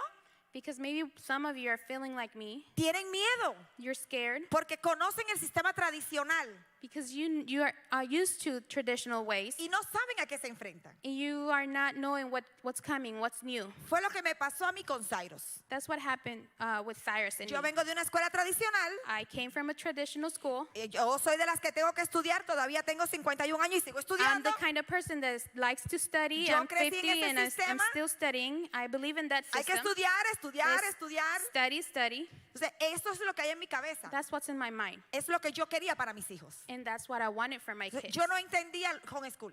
I didn't understand homeschool. Hoy que mis hijos están en homeschooling Now that my kids are in homeschool y miro atrás, and I look back, yo lo amo. I love it. Porque con ellos Because with them, yo he podido tener el tiempo que no tuve con Cyrus. I've been able to have the spend time with my kids that I didn't have with Cyrus. Cuando la gente me preguntaba, mis hijos decían que estaban en church school. When people would ask me or tell me, are your kids homeschool or church school? Están en church school. And I will tell them church school. Es lindo que corran con usted. It's wonderful to see them running with you. Tal vez usted está trabajando, Maybe you're working, está ocupado, you're busy, pero ellos saben que usted está ahí. but they know that you're just a step away. Que si lo necesitan, usted está ahí. That if they need you, you're right there. Entonces, ¿qué le quiero decir con esto? Why do I want to tell you tonight? No tenga miedo. Don't be afraid. No tenga miedo. Don't be afraid. Lo primero, The first, vaya delante de Dios. go before God, Vaya con sus hijos. go with your Y child, pregunte qué es lo mejor para ellos. and ask Him what's Dios- the best for them. Dios le va a mostrar. God is going to show you. Lo segundo, The second, su actitud. your attitude. Su actitud. Your attitude. No la de los niños, Not the kids, not your child, es la suya. is your attitude. Si usted es positivo, If you are positive, sus hijos serán positivos. your kids are going to be positive. Si usted es negativo, If you're being negative, sus hijos serán your negativos. kids are going to be negative. En mi país hay un dicho que dice, In my country, there's a saying, dime con quién andas tell me with who you hang out with, y te diré and I'll tell you quién eres. who you are. Tus hijos son Your kids are lo que usted les enseña a hacer. what you teach them to be. Si usted tiene una actitud positiva, If you have a positive attitude, usted lo va a lograr. you are going to accomplish Si it. tiene que pedirles perdón, If you have to apologize, como me toca a mí muchas veces, like I have to do it a lot of times, yo soy cubana, I'm from Cuba hiperactiva, and really active. no puedo estar I quieta, can't stay calm. me desespero por todo. I get really anxious a about mil everything. por mil. And I run 1,000. Cuando mi esposo no ha terminado la primera frase, When yo my voy, husband hasn't finished the first phrase, I'm already thinking ahead. tengo que I have to respirar y pedir perdón muchas veces a mis breathe hijos. and ask them for forgiveness a lot of times. Pero funciona. But it works. Porque lo más importante Because the most important es lo que usted está sembrando en ellos. is what you're, the seed that you're putting on them. Ellas estaban hablando cuando se sentaron aquí de cosas muy importantes. The ladies were sitting here talking about really important stuff. ¿Qué quiere sembrar en sus hijos? What seed do you want to put in your ¿Qué quiere child? que aprendan? What do you want to learn? ¿Qué logros quiere de ellos? What do you want from them? Y recuerde que todos And just remember that son everybody, diferentes. all of them are different. Aprenden de forma diferente. They learn different. Que lo que para usted que es fácil, Maybe it might be easy for you. para ellos no lo es. It won't be easy for them. Pero otra vez, But again, con Dios todo se puede. with God, everything's possible. Busque de Dios, Seek Him. sea positivo. Be positive. Y cuando esté en problemas de escuela, And when you have school problems, tome a su hijo de la mano, grab your child by his hand. respire profundo, Take a deep breath. respire otra vez Breathe again. y dígale, a ver mi amor, And tell him, okay, love, ¿qué es lo que no entiendes? what's What's your question? What are you not I don't understanding? understand geometry. I remember one day my child talking Me to me acuerdo una vez exactly this. Que mi hijo me dijo eso y no me gustaba. Y en my mind decía, what? This is more easy. Y en mi mente decía, ¿qué? Esto es lo más It fácil. is wonderful. Es lo mejor. And he looking to me, Y él me miró a mí. are you crazy, mom? ¿Estás loca, mamá? It happens. Eso pasa. Entonces, usted tómelo de la mano, So grab him by the hand. pregúntele qué no entiende Just ask, sweetie, what are you not y understanding? dígale, vamos a ponérselo a Dios en sus manos. And pray and tell him we're going to put it to God and we're going to pray to God. Y yo le aseguro And I assure you que Dios lo va a ayudar, that God is going to help you. le va a dar la paz, He's going to give you peace. le va a dar las estrategias He's going to give you y strategies usted lo va a lograr. and you are going to accomplish it. Pero hay un thing, es algo, But there's something, es usted, it's you. no son sus hijos, It's not your child, es su actitud it's your attitude. la que va a determinar What's going to determine lo que va a ser mejor para sus hijos. what's going to be good for your child.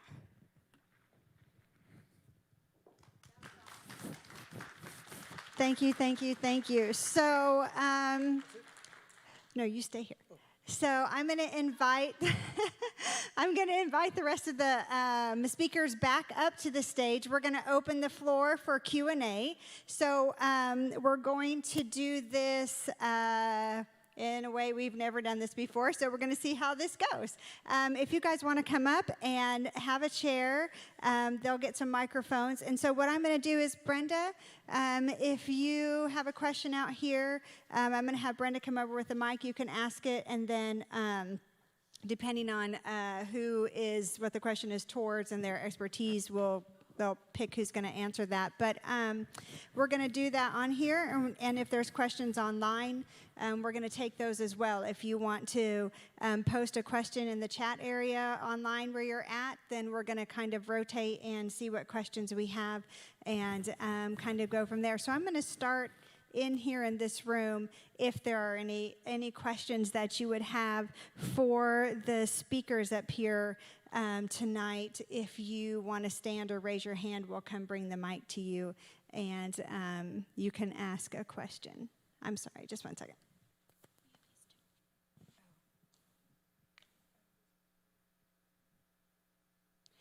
Okay, so they have some online questions, so I'm going to read this, and then you guys can take it. Curriculum, teaching style support. Looking for the right style of teaching curriculum, both to teach third grader, very independent, wants to do it all herself, her way, does not follow directions or want to practice, has been dressing herself since age 2. If something doesn't work out, she wants to quit. So they are looking for some guidance in the right teaching style, the curriculum, both to teach I guess a third grader that's very independent and kind of wants to maybe make her own way in that. So does one of you go on and take that? Okay, I'll go. It is really hard when they're critical and they want to give up. And I think that's going to be with any kind of curriculum. So the curriculum choice, the third grade, you said? Third grade. Yeah. Any other kids? It just says third grade. Just says third. Okay. It would have to go, I think she needs to do some research and see what kind of learner her daughter is. It may be that the type of schooling she's been doing is not tailored to her particular learning style, and that may be why she's getting frustrated.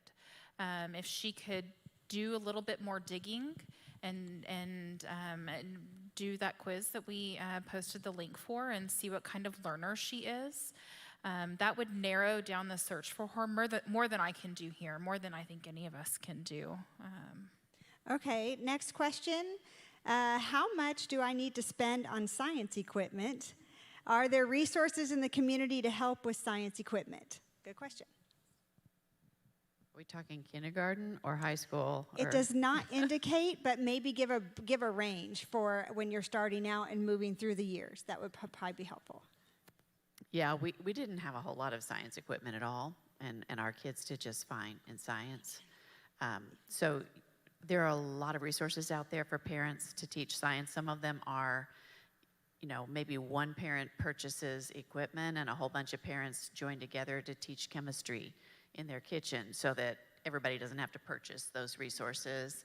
There are some local places that teach things like chemistry, biology, and do all the dissection and things that you might do in high school. And so you don't have to purchase any of that. You just sign your child up for that lab, somewhere locally. So there's lots of those kind of resources out there. We can post some. I have some catalogs that come to our house that are science specific. I've got them on the table over there, but I know this is an online question, so I'd be happy to link later on the Facebook page some links for some catalogs that you can get in. It depends on the child and the age range, really. Very good. I actually, do you want to say something? I was going to say that, Mardell Christian Education Bookstore has resources like those. They even have rocks for geology. You can even go to some of these places. Like there's a geology place in New Mexico. Make it a field trip if you want to, if it's a homeschool traditional, program. But also your backyard can be a science, area. You can even make purchases even at Home Depot or Lowe's for some things that you might need. I found out there was a resource place that sold microscopes. You can even go get a microscope at a toy store or an actual science place that sells these things and invest in that and use it for the other children that are coming after that, There's lots of YouTube channels too for science that they can get ideas, and there's science teachers on YouTube that do cheap at-home science experiments. They're lots of fun. So there's lots of options. Okay, Pastor Sarah, I just had a question when you were talking, and if you addressed this, I must have missed it. But if you are choosing to go the online virtual academy route, not public school online, but like picking K-12 or something like that, do you need to unenroll your kids from their public school and then enroll them in there? Because when we say K-12 is an online public school, it's not actually linked to your public school system. It follows that curriculum, but it is a different entity. So can you maybe speak to that? Yeah, when we were enrolling Moses into K-12, basically we had to call the school that he was actually going to, which was a brick and mortar school. We had to call them, cancel his being in attendance there, and we were moving him to an online homeschooling program. So they sent us all his paperwork, and we got that paperwork, and we turned it into the online homeschooling program. So they received that, and that was the way we did it. Okay, so you do have to unenroll Yes, from ma'am, your you do. brick and mortar You public do. school and then use that information to re-enroll in whatever online program you choose. Right, right. Okay, all right, just wanted to clarify that. Clarify too, there's a difference between what they're talking about K-12 and having to enroll at certain dates and all of that. There's a difference between that and the online homeschool that like Marina and I were talking about, that we're doing math online. That's homeschool online. I think the K-12 in homeschool we talk about that as schooling at home online. So there's a difference there. Right. There's no requirements for like teaching textbooks that we do online. You don't have to be registered by August 8th or whatever the date is. That is something that, like our Yeah. son, he finished his thank you, geometry. One of those geo words. He finished his geometry in 4 months online, and we're just going to move on to the next one. So that it's a different thing Right. as far as time frames go. Just to make it clear that what she's saying is that, this has no connection with what she's talking about with the math online program that y'all have in conjunction with K-12. Totally different programs. I just didn't want anyone to be confused. Right. And is K-12, does it follow the same schedule, or most of the online programs follow a public school schedule like that? It is Texas State guided, through the Texas Education Agency. Yeah. Okay, all right. Another question, how do you find tutors if you find you are unable to teach a subject like math, computer, science, etc.? Maybe you guys I got have an some answer resource for real quick. that. Yeah. Okay, because I just wanted to answer this one. This This was my own thinking. I couldn't believe it. My son Moses was in iSchool Virtual Academy, and it's the online homeschool program. And he was having difficulty with some calculus class that he was having to take. So I said, well, could we go on YouTube and see if they got maybe that subject? We found it like that. Very good. And it helped out, and it opened up his eyes to see that, oh, he was getting another point of view, but it actually taught him something. And when he was getting those assignments turned in and done, he was getting A's on those things. So YouTube helped out in the sense of that tutoring, but there might be other ones. Sure. Well, for me, being that math is not my subject, that is the one course that I actually will be doing through a specific just math program, but everything else we will teach. So you can pick and choose what your weaknesses are and kind of just target more of the online for that. So I want to add that if you're going to homeschool, there are so many support groups out there that you just need to plug in. Just start looking on Facebook. There's a lot of support groups. There's co-ops, and don't be afraid. Don't be afraid to teach a subject that you're not good at. I'm joining the club. Math is not my subject. I can do up to algebra, and then I'm going to also have to find other places. There's schools that are for homeschoolers also. In this area, in the Woodland Spring, there's just so many resources, so many places that you can take your kids and take that one class. Well, right now with COVID, maybe you don't want to take them anywhere, but you can do online. So I just want to encourage you. There's a lot of help out there. Don't be scared. Don't be scared of math. And so also in the packet that you got tonight, there is a resource list in there, and it lists some support groups and all the resources that we had came from the people who have been doing that. So when you look on that list, you go there, that might lead you to another website, so that might get the ball rolling on some of those things that maybe we don't get to tonight for answering your questions. And for you online, we will be posting those links to those things so that you have the resource list. If you weren't able to attend tonight, you'll be getting that online. So let me ask this question, because I think this is a good one to ask, and I actually was wondering this myself. What do you recommend for homeschoolers' social interactions that are the only child and homeschool groups aren't working out? So I'll take that one. go right ahead. Being that I have an only child at home, she is very sociable. And because she doesn't have anybody else, she's very involved in musical theater.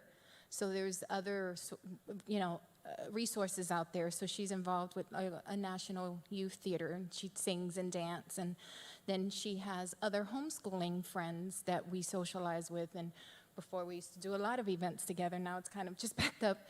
But she's done a lot of Zoom meetings right now with a lot of that.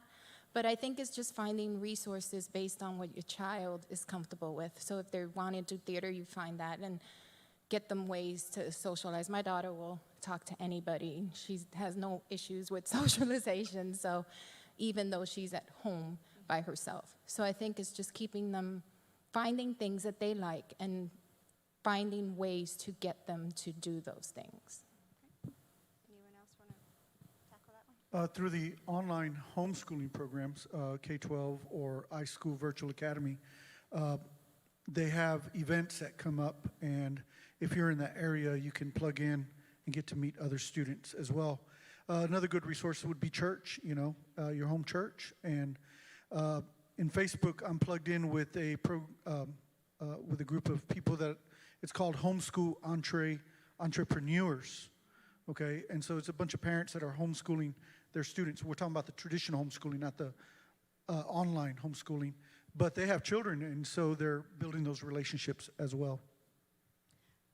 Really quick, you also can just create community if you need to. So we had we wanted some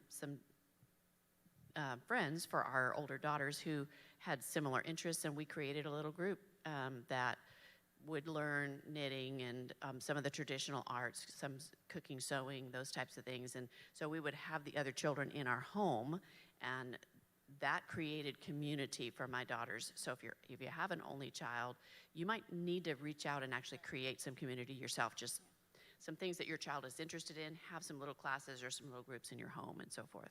Very good. Okay, I'm going to end with one question that I think a lot of parents might be feeling right now, because not everybody has the option to stay home full time and homeschool your kids. And of course, there's a lot going on right now in the world. So if you have a full-time job outside of the home, are there homeschool groups you can send your kids to?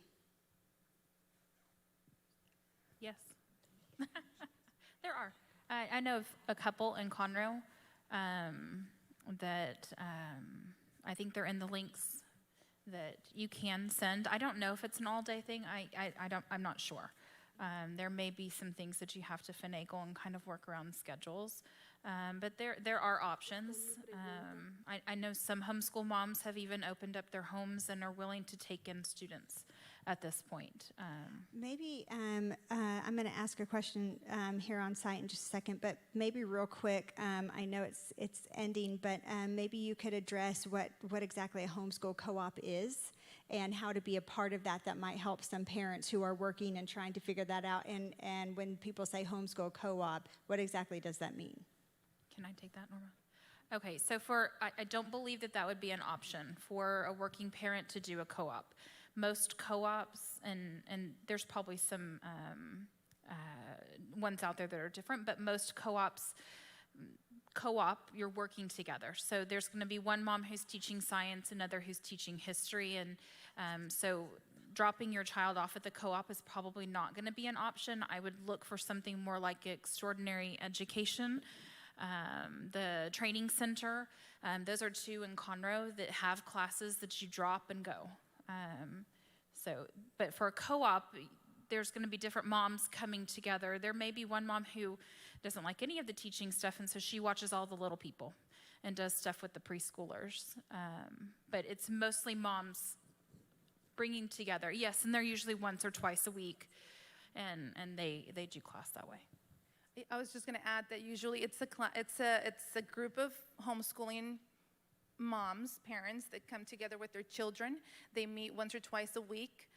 They designate the house. Usually it's in a home, and you pick. Maybe you want to study history. For example, I have some curriculum over here that's called The Story of the World, and we did that at one point, and we just came together. The littles. One of the moms would take the littles and teach them according to their level, and they would learn about history. The older ones would, write maybe a paragraph about whatever they read or whatever was read to them or whatever the case may be. So it's just coming together and having each parent lead it, and having so the parents, everybody comes together and they work together. So like Katie said, it's not where you drop. Usually I don't know of any co-ops where you drop off your kids for sure. So the homeschool co-op would be the parents coming together to contribute to the teaching of all the kids in that co-op, and then the other way would be where you would find one of those places that you mentioned that you could drop and go and have that taught in a more homeschool setting, not in a brick and mortar setting, and then that would be more of the homeschooling teaching by somebody else, basically. And I'd like to address too what you said. A lot of hang up when it comes to homeschooling is I can't afford to leave my job. Pray about that, because often God will supply the gap. For a long time, our finances didn't look so great on paper, but God always supplied for us. We've always made ends meet. Everybody's always been fed. Sometimes I just have one pair of jeans for a whole year, and we drive old cars. And we made it work because we wanted it to work. And there are homeschooling curriculums that are lovely, beautiful homeschooling curriculums that are completely free. And so cost does not have to be a deal breaker. And I know it might sound flippant to say that God's going to provide, but he really does. He does. I don't know one family who has not seen that manifested. Very good. That's good. That's very good to say. Okay, Brenda, if you want to read that question. It's 3 questions. First one, it says, It's a traditional school-at-home program. What curriculum could I choose? For 6th grade, should I choose Abeka or Alpha Omega? Yes. Well, to choose, again, it's coming down to preference. Abeka and Alpha and Omega are both online homeschooling programs. They're Christian-based. You could either choose to do an online academy with them or do the teaching at home. But it just depends on the child. Again, I get the most important thing when it comes to choosing a curriculum is going to be based on your learning style of your child and what would work for them. They're both kind of similar because they both are Christian-based. They kind of teach the same thing. One is a little bit more detailed than the other, Abeka being very, very Academic. rigid. Yeah, it's very, a lot of work, put it that way, if you do the online. And Alpha and Omega, you could choose to do workbooks and do it at home too versus doing an online program. But it's going to come down to what would work for the child. Often the online ones too, you can try them for 15 lessons, 30 lessons, 30 days. They'll give you a trial period. So look into that before you sink $400 on a curriculum that you're going to hate. That happens. That's very we good. all buy curriculum that we hate. Yeah, that's good. That's very good advice. Yes, sample first, and then see if we like it. Brenda? How much would it cost me to do homeschooling? Well, it could cost you a lot of money or no money. There are free curriculums out there that you can use. There's one that we've used. It's called Easy Peasy, and I know that we put the link in your folders. There's another one called Ambleside Online. Okay, and that's a Charlotte Mason method of learning, and it's Charlotte Mason is a whole lifestyle, or I don't know exactly how to word it, but it's a totally it's a very different. Can they look Charlotte Mason up online and read about it? Absolutely, Okay. yes. So that's free as well. Those two are free. But then on the other side, yes, there's curriculum that can cost you $300, Thousands. $500. I looked at one lovely one this weekend, and it was like $1,700 a semester. So resources, again, on your list, so you can go from, and just because they're free doesn't mean they're not good. Oh no, the Easy Peasy is beautiful. It's wonderful. It's lovely.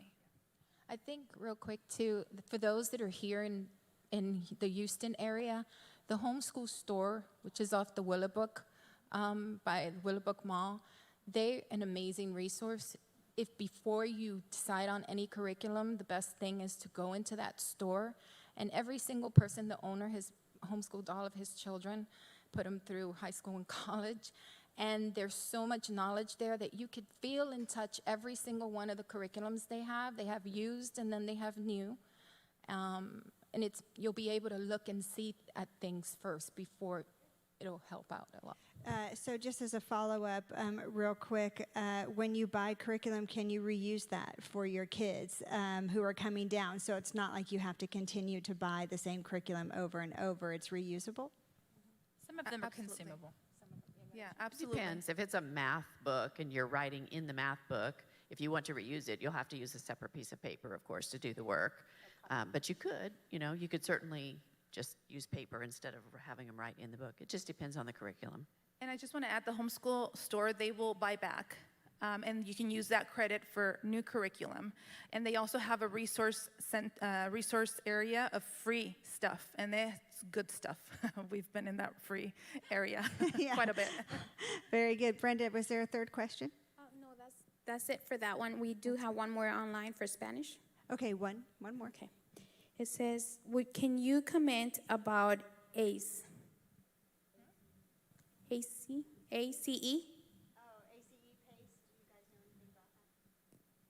Paces or ACE? Yeah, ACE, does it say ACE? ACE is a curriculum. ACE. American PACES, Christian it's the- Education or something. Yeah, ACE is Yeah, it is little workbooks, if I'm recalling correctly. It's little units, little short, easy to finish units that the student actually can grade themselves. So it is a very independent curriculum that the parent would not have to be involved very much in. You also can get like an additional thing where teachers actually do grade you for certain tests and so forth. So it has some options for either self-graded or a certified teacher grading and actually getting a particular certificate or high school diploma directly from the school. So it is very flexible. It can be all done at home, or you can pay extra to have them grade the things for you and actually, you know, instead of the parent having to supervise it, someone else is supervising that education. So I actually did ACE school up through 5th grade as a child. And it's workbooks, like she said, and it's when they say paces, it's at your own pace. So if you're in a school, they'll tell you need to reach this pace number by the end of the year in order to graduate to the next one. However, if you're doing homeschooling, it would be just as they're moving through their paces, they're moving to the next level. So yeah, the ACE thing, I mean, it probably changed since I was in 5th grade, which was quite a while ago. But my daughter did work on some of those, and so that does, the booklets take you through. It is self-paced. You don't actually, the kid really, it's a lot of reading. From what I remember. So if you have a kid that's doesn't really like to read, that might not be the best curriculum for you. They might not enjoy that so much because you really are kind of teaching yourself if you as a parent aren't going to be involved in reading the pace with them and going over it and teaching, you know, off of the book. If they're really going to self-teach themselves, then it would be a lot of reading and them moving through. And we did, as we were younger, we went and graded our little book up at the little table because I went to a private school when I was little, and graded it, and then came back and sat back down and moved to our next page. So you can do that. I think it would be quite different than what they would be talking about as traditional homeschooling, the parent being very involved in that, though. Yeah? Okay, so I know we've gone a little bit past 9 o'clock, so we are going to have these wonderful people up here at the end. If you have questions for them, they're going to be at the resource tables, and up here you can come and talk to them and get further details. Before you go, we're going to give away a few other prizes so that we can send you out happy. And I know we've given you lots of information to mull over. Feel free to come up and talk to these people. So I'm going to do this. We're going to pray, and then I'm going to let you go. Online people, I'm going to do a couple online. If you're still there, I'm going to call your name, and then we'll do what we did earlier and put that. You can come pick it. Mary Varela, V-A-R-E-L-A. If you are online, Mary. And let's see, Hector Reyes, if you are online. And then inside here, can you say that? Gerardo? Gerardo Hernandez. Hey, all right. Miss Tamara, Pastor Tamara, can you please get a gift? Would you like a gift in English or Spanish? English? Whichever one you would like, Tamara. Sorry, that's in Spanish. These are English. Yeah. Yeah. Okay, I'm going to do another one in here. Let's do this. Amanda Hernandez. Hey, you guys are cleaning up tonight. I'm guessing English. Would you like English? Okay. All right. Well, I wanted to thank you all for coming here to Grace, coming to this seminar tonight. I hope that it has been helpful. I pray that it has helped you gain some wisdom and knowledge, and that will lead you into the correct way and the right way for your kids and your family to proceed. Our heart was really just to help our parents here. We saw a lot of them being very stressed out about their school year and how things were going to happen and not knowing which road to go. So we quickly decided we needed to do a seminar and help those that we could, and these amazing people are very knowledgeable, and I greatly appreciate their their time and their effort. So let's bow our heads and pray. You guys can come up here and talk to them afterwards. Inside your folder, there's a connect card. If you want to know more about Grace or this church or any ministries that we have, if you fill that out and drop it off at the information booth out front, we'll contact you and get you started. We have services here at 9 and 11 on Sunday and 2 p.m. for Spanish, and we would love to see you. And to those online, you can join us online as well. So let's bow our heads. Thank you, Lord, for this evening. Thank you for the wisdom and the guidance that you have given to each person here and online tonight. I pray that you would speak to their hearts, speak to the parents. Lord, would you give them peace, your peace that passes understanding? Would you give them exactly the plan that you would have for their family, for their kids, and for their walk that they're walking through. We pray a blessing over each parent. We pray, Father, that you would unite the families together, and that as they move forward this year, that you would have their kids in the right environment, learning and growing, and Father, hopefully growing closer to you. We love you. We praise you. We give you all the glory tonight. In Jesus' name, amen. Good night, y'all. Have a good night.